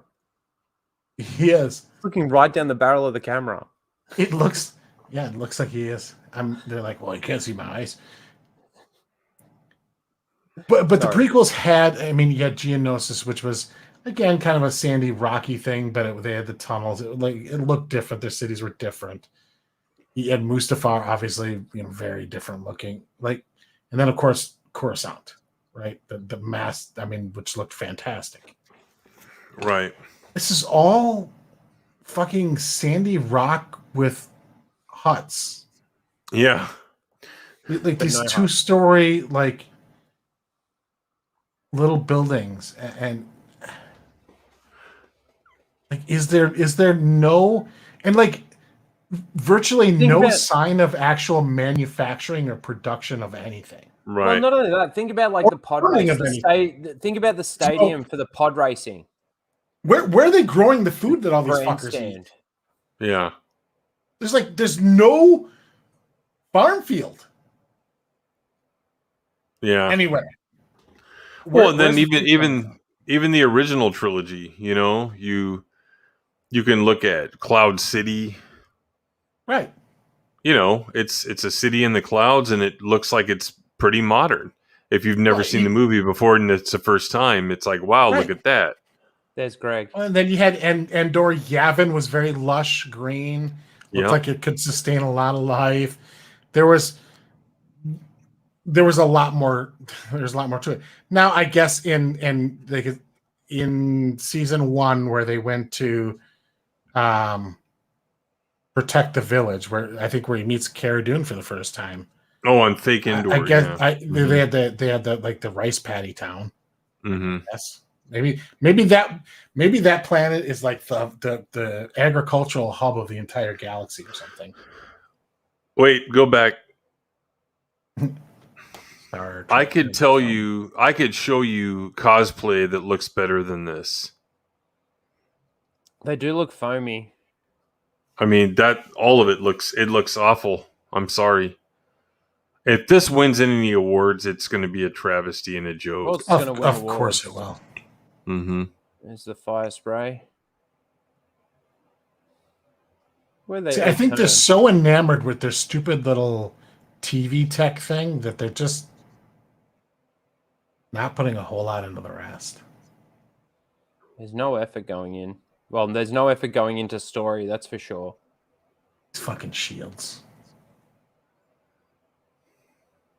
Are they going to write into the episode that the technology was lost again for another 30 years? Yeah. Like, even if you just look at his armor there, right? He's got like a knife blade thing, like scratch coming down here. He's got like all of these like bits taken out. All of this is worn down. This patch here on his chest, this patch here, and there's a patch up here and over here. Yeah, they changed his costume for the show. Yeah, and if you go you watch my video, you literally go from one episode to the next episode. To the next episode, he's walking and sitting on that throne. To then, like, if we see in the very first episode that his armor is this way, like that, there better be a lot of time that's passed between Mandalorian and Book of Boba Fett. Because that dent though, is the original dent. Yourself in the corner for the next season of Mandalorian, if there's one. Mm-hmm. Yeah, allegedly correct. They're doing season 3 right now, so. And apparently season 4's been greenlit. Well, yeah, that's the one where COVID no longer exists on the planet and Gina comes back to the production. Yeah, shut up, Eric. So yeah, I mean it's shit, I know. So yeah, I just wanted to bring up the fact that they've already done the damage to Boba just through the renaming of his ship. This is now just more icing on the cake. Let's go into this. You've got this, don't you, Tim? Oh, in the private chat. Fuck yeah. Yeah, I got it. You want to share yours? Because you got dark screen. It's better than my white screen. I'll share mine. Let's see. So if you didn't hear, there is a hear. rumor that Patty Jenkins' Rogue Squadron is delayed. If you go right down to the bottom of this article, it's actually delayed indefinitely. And we're going to get Knights of the Old Republic. So let's go through this article. Let's go. Yeah. Go through this. Cosmic Book News. Hold on. Let's look at this picture here. So this is like some no, this is not KOTOR. This is TOR, right? This is the Old Republic, the massive multiplayer online game. Yeah. Mm. It's claimed that Patty Jenkins's Star Wars Rogue Squadron movie may be pushed back, and instead an Old Republic film will take its release date. Now, I think THR reported that, if I'm not mistaken. So, pretty solid source for that. The rumor first came about when Twitter user Big Screen Leaks tweeted a new Star Wars movie is planning to film next year, and it's not the Patty Jenkins Rogue Squadron film, the Taika Waititi movie, or even the Star Wars film that Kevin Feige is involved with. There's the tweets. The Star Wars Old Republic rumors. Star Wars Newsnet then did some digging of their own and claims that the Star Wars movie to go into production next year is an Old Republic film, which was first mentioned a couple of years ago with Leta Kalogridis from Shutter Island, Alita Battle Angel, and Altered Carbon, Season 1, as the writer. Regarding Rogue Squadron, it currently has a December 22nd, 2023 release date, but it's claimed that Rogue Squadron may be pushed back to 2024, and that the Old Republic flick would take take the December 2023 release date, and this also means that Disney may be considering going back to yearly releases for Star Wars. Yeah, right. It is also. Let's just pause there for 1 second. What is this dated? If there is any validity to old. the them bringing back the year releases, year-to-year releases,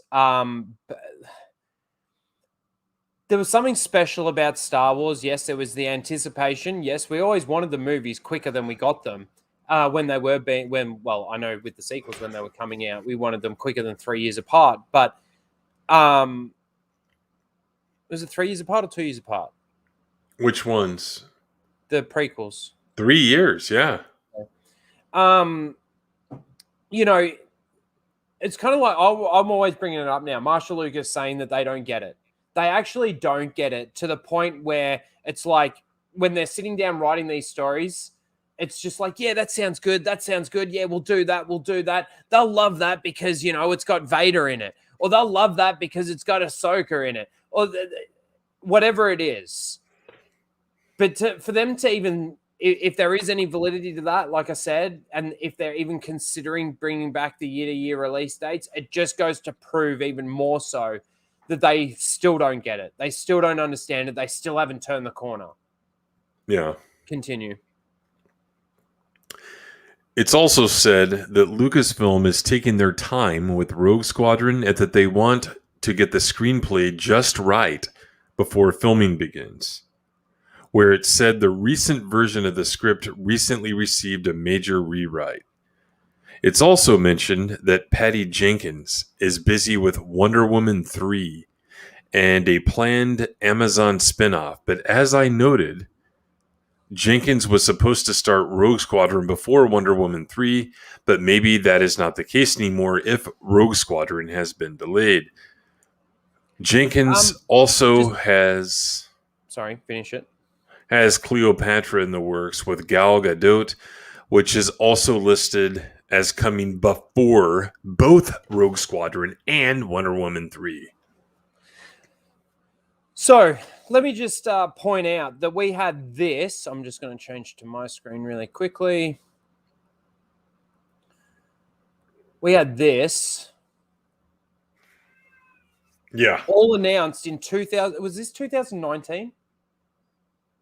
When all of this was announced? It was last year, around this time last year. No, it wasn't that late. Yeah. I didn't know you in 2019, dude. Well, it was early 2020 then. It couldn't have been... No, this was 1 year ago. Yes, this is 1 year ago. Okay. 100%. Yeah. Okay, this was 1 year ago. Let's have a look here. We've seen Visions. They've released that. Andor hasn't been released. Lando hasn't been released. They've finished the Kenobi series. Obviously, that got cancelled or whatever happened to that. That's been released. That hasn't. And Rogue Squadron there were things that they were able to produce and things that they were able to do. And with the way Patty Jenkins was talking about her involvement or her dad's involvement in, fighter planes and all of that sort of thing, and how she thought it was going to be really awesome bringing this to the screen and everything, I would have thought that they would have already started. Like, how can they get the Obi-Wan show done and not have Rogue Squadrons done, and now they're rewriting the script or whatever it said? Mm-hmm. I just thought, out of everything that we've seen on this screen here, Bad Batch has been shit. Visions, I didn't watch any of it, so I can't really speak to it. But, despite the fact that it's not connected to any of the actual canon, there are still laws around Star Wars, and they broke those laws, especially with the lightsabers. And the Kenobi show is complete. That's all we've sort of had off this screen. Yeah, that was on December 10th of last year when this came out. Wow. Yeah, it wasn't even a full year ago. There you go. Mm-hmm. And they've been able to complete Kenobi, but nothing else Mhm. really. And a Right. couple of animated things. No, Anyway. I fully expect Ahsoka to come out. Oh, so do I. That's definitely coming out. Lando, that I think, droid story coming. probably, because I think that's also a cartoon, right? Yeah, animated. So I assume that one will probably come to fruition. What do you reckon about the Acolyte? No. Well, I don't know. The thing, actually, probably, because here's the thing: the Acolyte isn't going to be a movie; it's going to be a series. And Disney just really disappointed their shareholders or Wall Street, like this week. They added only a couple million subscribers. They desperately need to ramp up their offerings on Disney Plus in order to continue to expand their. If they want to grow and hit their target numbers for Disney Plus, they're going to need more product to lure people in. I don't think the right way of going about it is more Marvel and more Star Wars. I think they need to start developing other stuff. Because I feel like the people that are going to subscribe for Star Wars stuff probably already have. And I don't see any of these titles or things coming up being a draw to a more normie audience. Yeah. So it's really like Disney's in a pickle here because they don't seem to be able to develop their own stuff. It's really just the Marvel and Star Wars show. It seems like, and the other stuff isn't catching on. I think personally they should lean heavy into animation. Well, they already have been. I mean, well, I mean, already, even more more so? because that's your core audience. That's your core Disney customer. It's the animated movies that have brought them in the first place. They want to make stories for kids somehow, non-intellectual stories for kids. That's because they think that kids. Yeah, unfortunately, they're going to dumb them down. But even if they're going to be unoriginal, I'd be like, and maybe they have. I'm not a Disney Plus subscriber, so I don't know. But me neither. I saw those pictures for like what they're going to do with like the Chip and Dale, and I'm like, are you fucking kidding me? Just restart up Rescue Rangers, like that lineup that they had in the 90s for the animated stuff between like DuckTales, Darkwing Duck, Dale's Rescue Rangers, Darkwing Duck. What was the hero spinoff from DuckTales? Who's the robot guy or the guy in the suit? You know what I'm talking about. I know exactly who you're talking about. He had his own show for a little bit. Didn't like. By the way, awesome NES game. If he's got the wheel, right? Yeah. Somebody in chat help me out. Who's the? And he was an idiot. Like he was kind of a but he was the muscle as well. Oh, you're not talking about the pilot, are you? Yeah. Oh, that's dadgum. Not Tailspin. Shush. God. Propeller McDuck. Somebody in the chat is saying Tailspin, but my chat window just disappeared. Okay, I did have it right. But like, I would like go after. Oh, was it Gizmo Duck? Yeah, you're conflating two. You're conflating two different characters. Yeah, the pilot and Gizmo Duck are two different. Yeah, no. Okay. You're thinking. All right, we're gonna pull up the lore here. It's been a while, but me personally, that's kind of the stuff I would go back after. Launchpad. There you go. Launchpad McQuack. That's Like bring back those characters. Bring back that kind of fun stuff. But like you saw the pictures for like the Chip and Dale like thing, and I'm like, what the hell kind of animation is this? These characters look stupid. Yeah. And like, why are you continue with the article? If you get stuck, I'll be right back. I'm gonna feed these cats. Sorry. We won't get stuck. But I feel like they got a lot of stuff that they could kind of, even if they go unoriginal, but like kind of bring back. Hell, bring back the fucking bring back some Mickey Mouse shorts for God's sake. Here's who you had. Yeah, you're right. You had Scrooge McDuck. You had Huey, Louie, and Dewey, right? Mhm. You had Duckworth the butler. Yep. And then the dogs. Then you had Lunchpad McQuack. You had more dogs. Who cares? Gyro Gearloose. Flintheart Glomgold. Gyro Gearloose, I think, was the kind of like the like this one. 007's. Yeah. Yeah, because I remember seeing him in like cute. those books my parents would buy me when I was a kid. You had Glittering Goldie, Bentina Beakley, Fenton Crackshell, Magica Dispel. That was like the villain, right?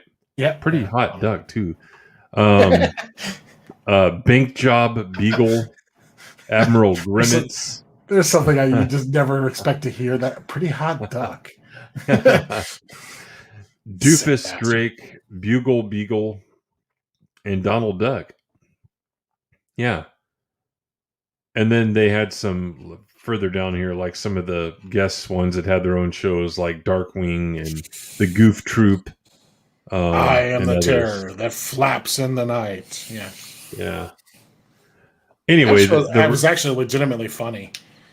Yeah. The rest of this really quick here. Also interestingly enough, as pointed out, Disney and Lucasfilm are remaking the Knights of the Old Republic video game.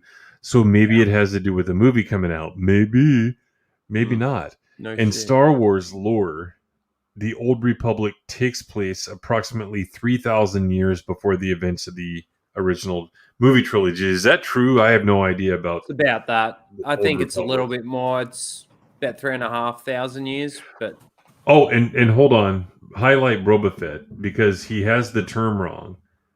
It's a feathery. Oh, just put that in the chat.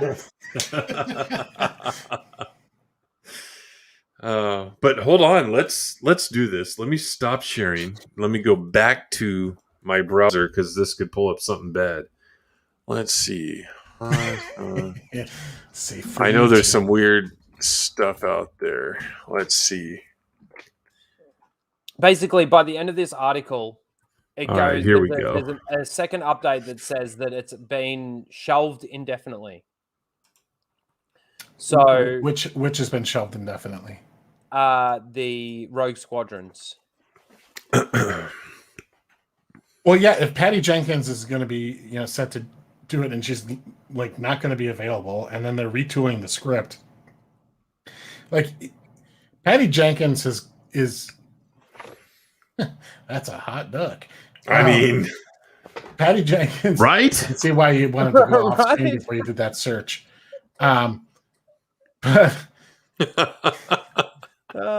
Sexy duck. I lost my train of thought now. The sexy Well, duck. It's been Magic of Dispel, been man. shelved, indefinitely. You Well, tell right. me Who about Patty that. Jenkins is a hot enough commodity in Hollywood, and it's all about, like, it used to be like the A-list actors, and now it's just big name directors, that she can, even after Wonder Woman 84 was not well received, she still got enough popularity or name recognition and everything, and plus the fact that she's female, that's not hurting that at all, because everybody wants to have the female director for all their stuff. You can't, like, Disney can't dick her around and be like, well, we're going to release it here and we're going to release it there. She's going to be like, I'm going to do another movie.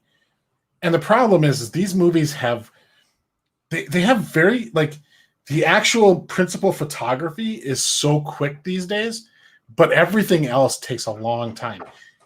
One of the big issues that they had with the scheduling that they had for the Disney trilogy is that they've spaced them 2 years apart, which is a really unrealistic, damn near unattainable schedule, considering how much pre-work has to go in before you can start principal photography. Even then, you do principal photography. You have reshoots, and then you have just a fuck ton of post work to do in order to finish these things up. Mm-hmm.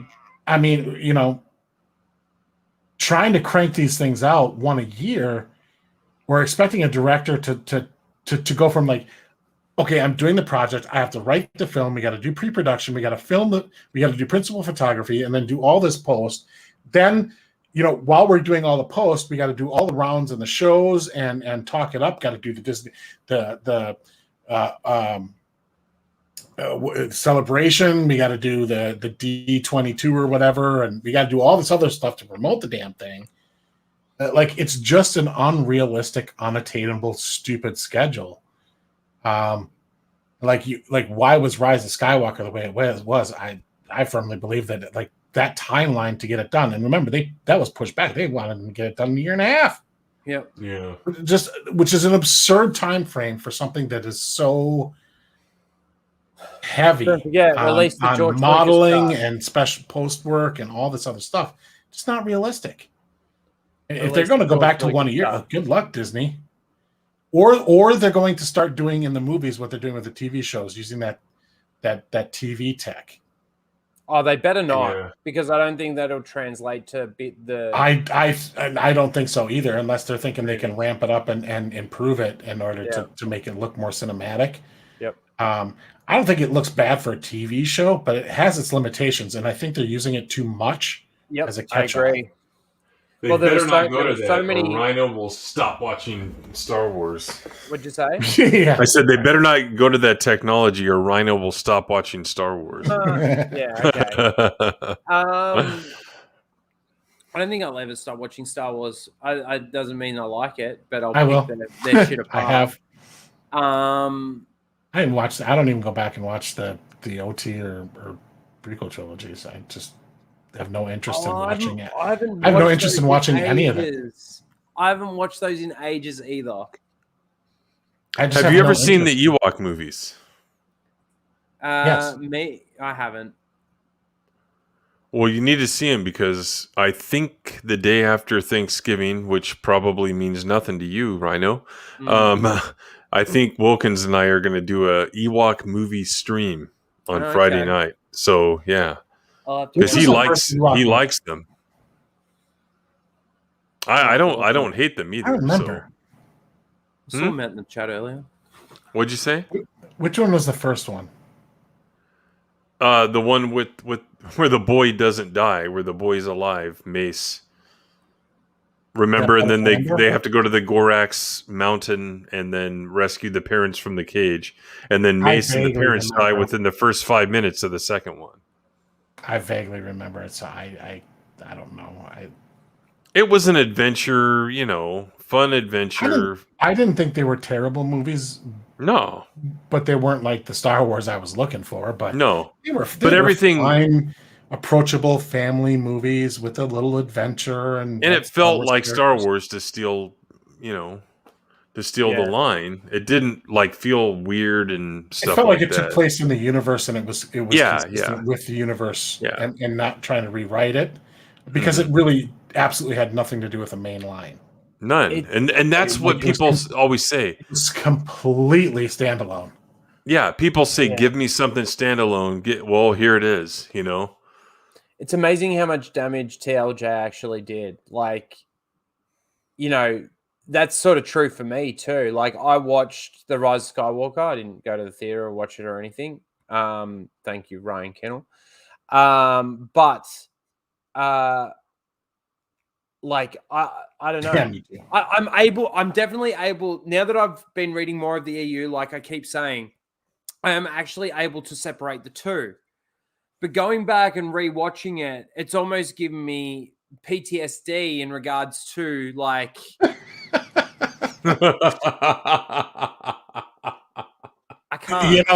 That is so highly offensive on Veterans Day, honestly.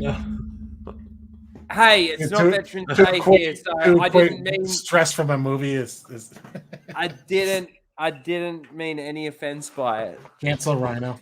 Yeah. Happy. Well, if it is, happy and Veterans Day out as it would be Veterans Day, thank you to any veterans that served. Thank you.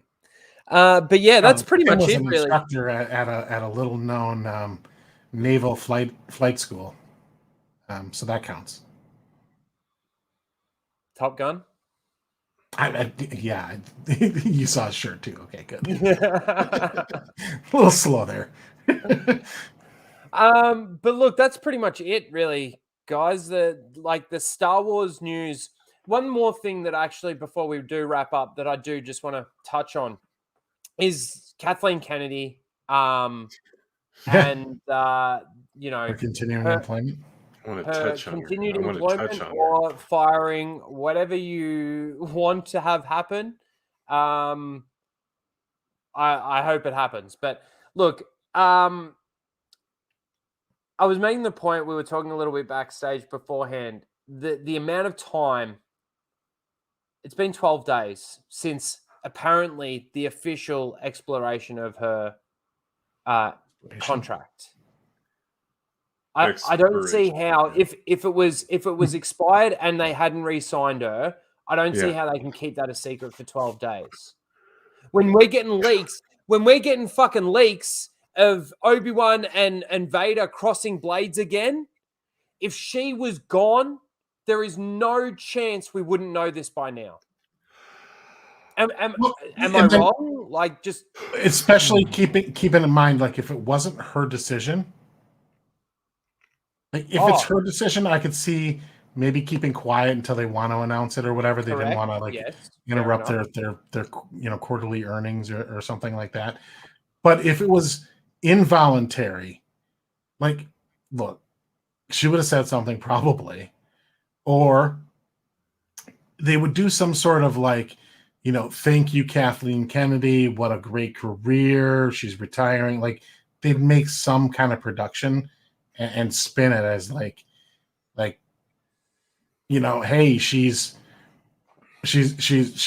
retiring. She's had like this illustrious producer's career.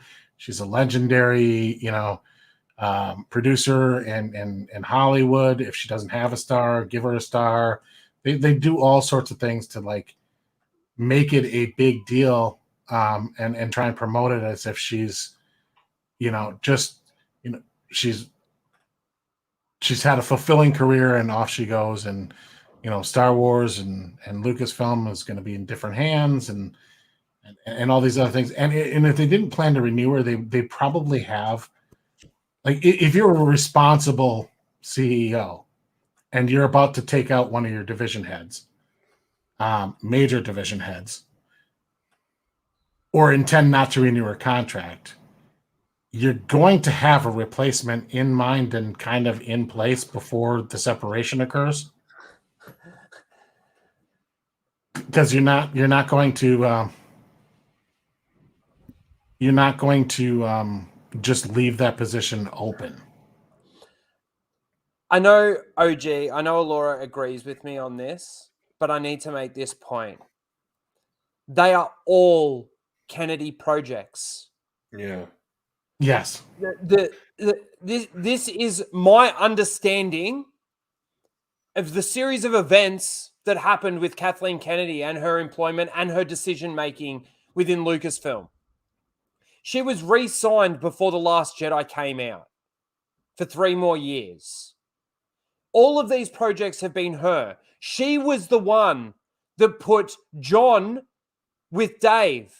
Who did John approach to say, I want to come and do a Star Wars project? Kathleen Kennedy, the one person that can make the decision.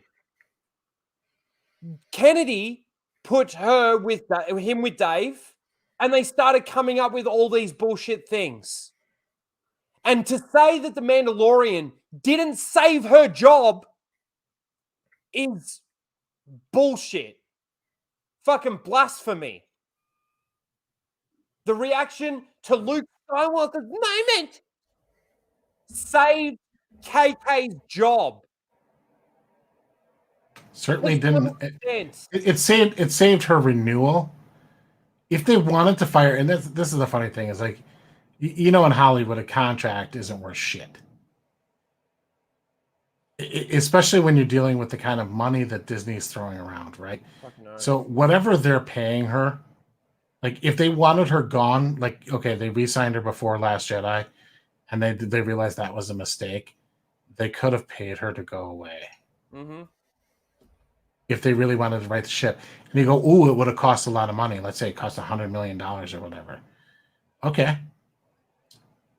How much does it cost having her stay on? And if you believe that she's tanking one of your flagship IPs and you need to change direction, if you feel that that's necessary, that she's doing such a horrible job that she's ruining the value of the thing you spent $4+ billion on, you spend the $100 million and yeet her.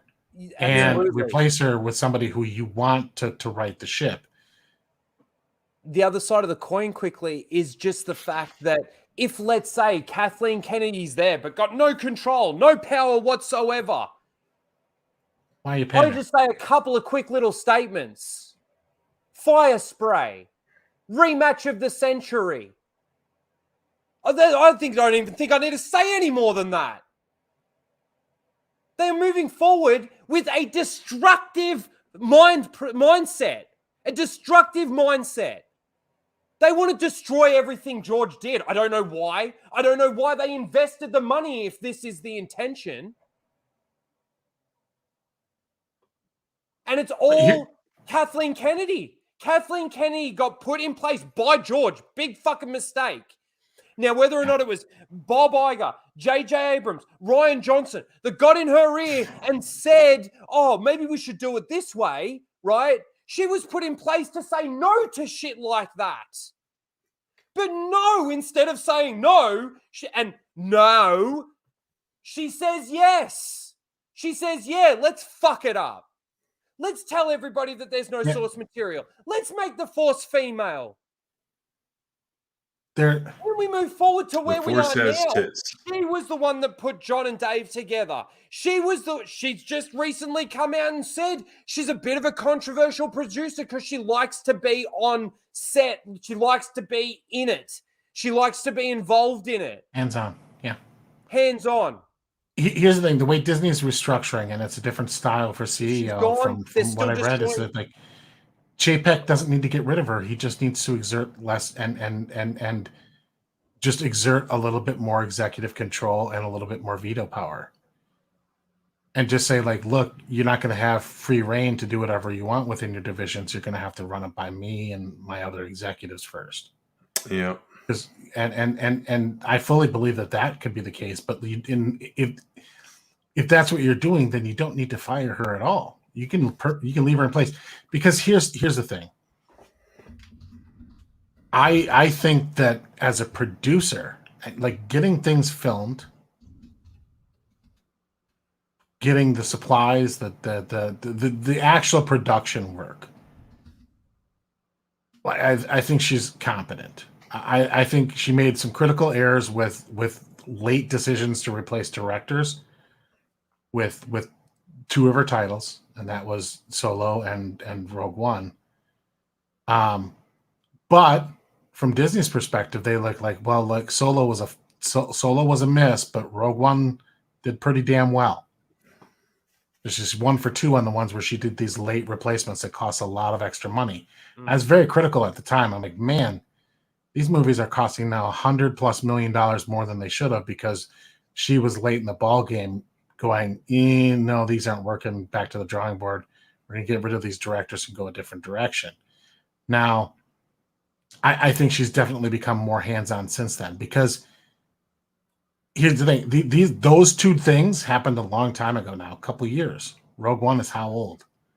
Solo came out a couple months after Last Jedi. So, I mean, it's old news.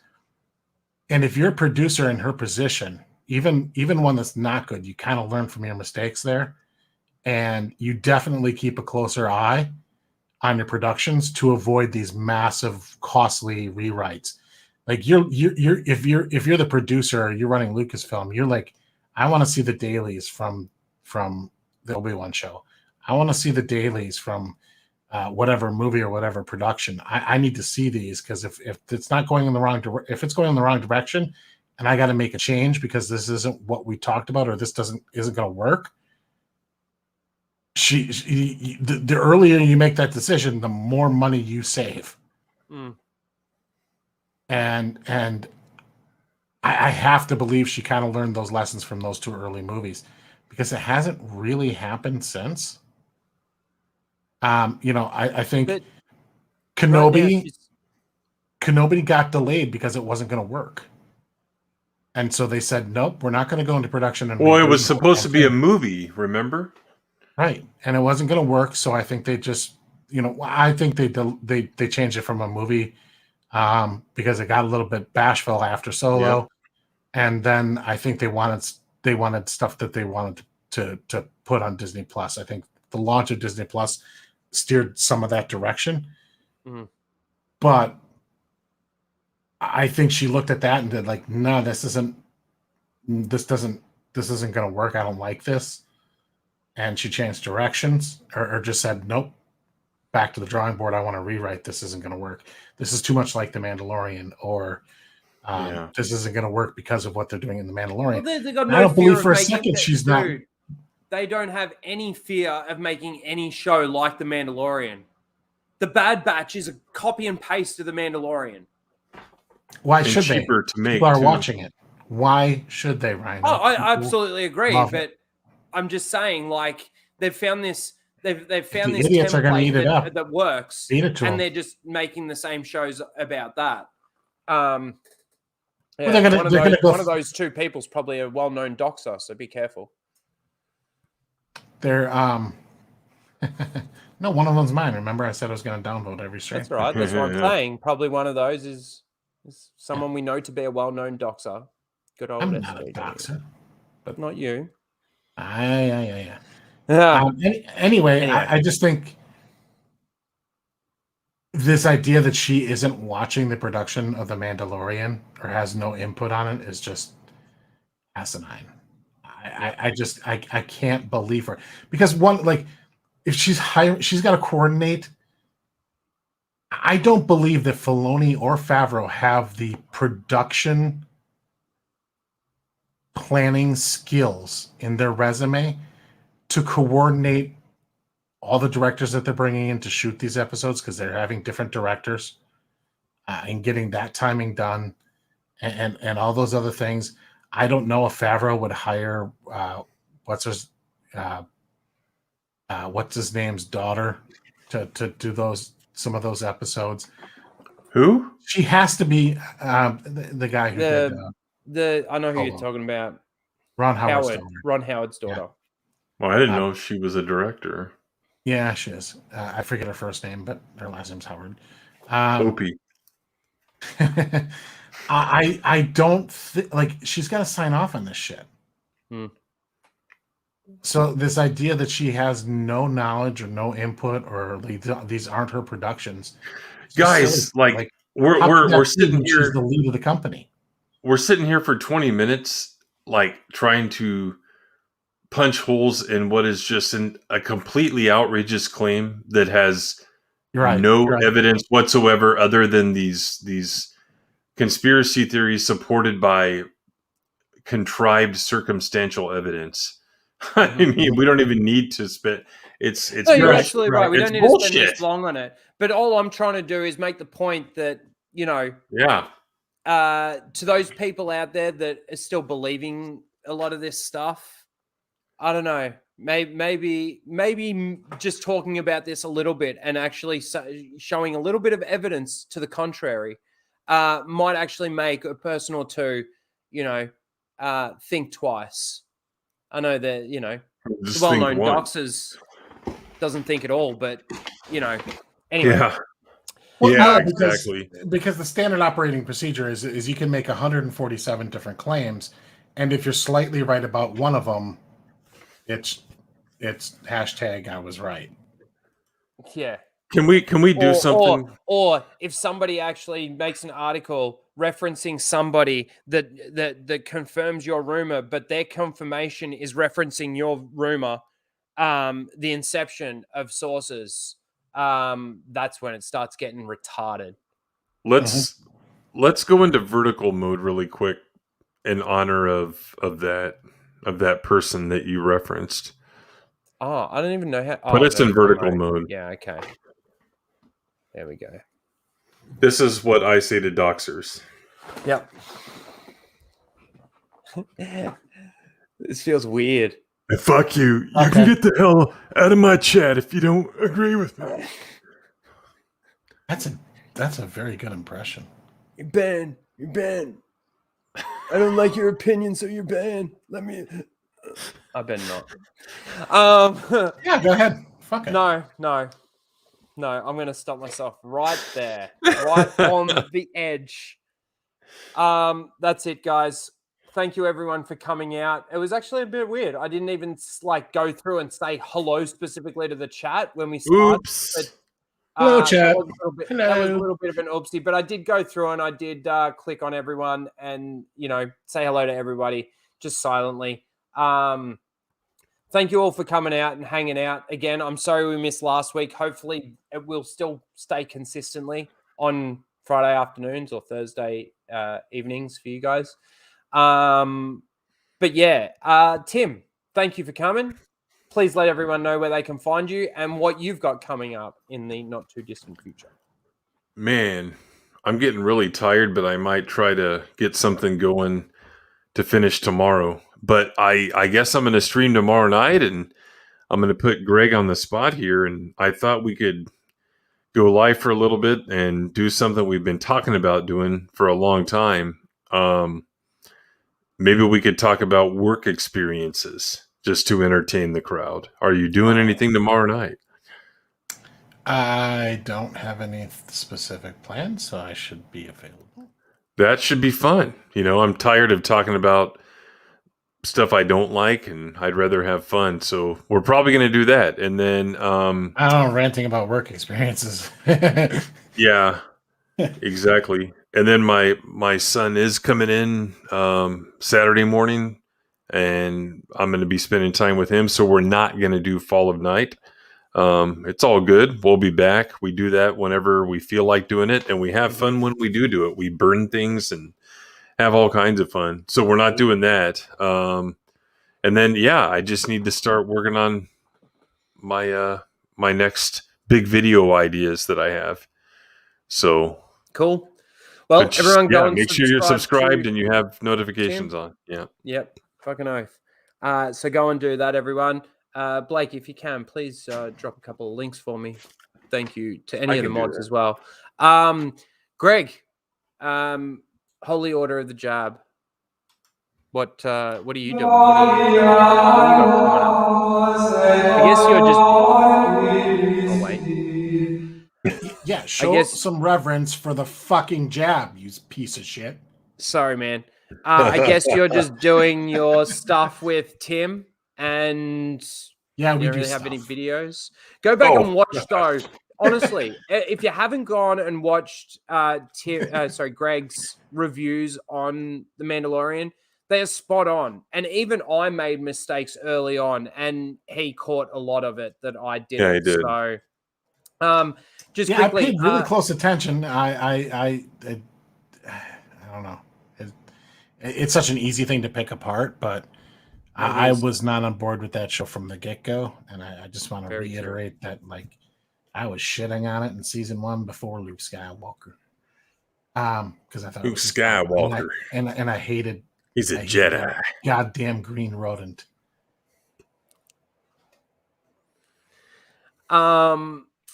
Just quickly, Scimitar. No, my suspension is over. But you haven't heard from me just because I've been really busy. I'm sorry. I will write back to you soon. He's just been DMing me. Makes your art. Get back to him. Yeah, it's some cool stuff coming for Casual Rage. As for me, you can catch me tomorrow night on the Full Aussie, and I'm probably going to do a gaming stream. I started the campaign. Well, the second time through the campaign, just on a higher difficulty yesterday. So I might try and finish that off tonight. The new one. Yeah, it's actually a really enjoyable campaign. I'll give it that. But yeah, thanks everyone again for coming out. I appreciate all of you. Thank you to my co-hosts, Tim and Greg. And where am I here? I need an actual outro, don't I? I really do. The intro is the outro. Yeah. Do I just do that again? All right, we'll do that again. Actually, I'll go this I love that.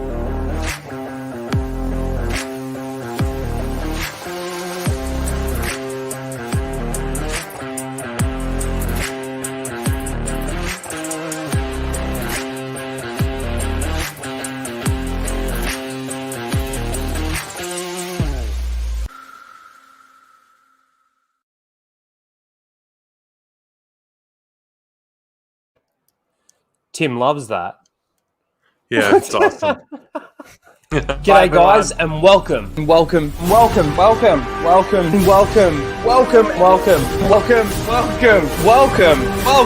back to Casual Rage.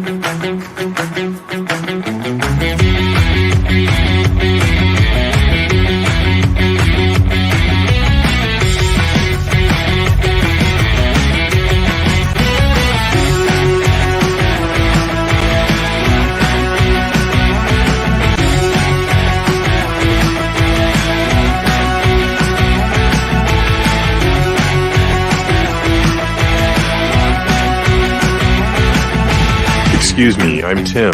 And I'm Greg. Go fuck yourself, Disney.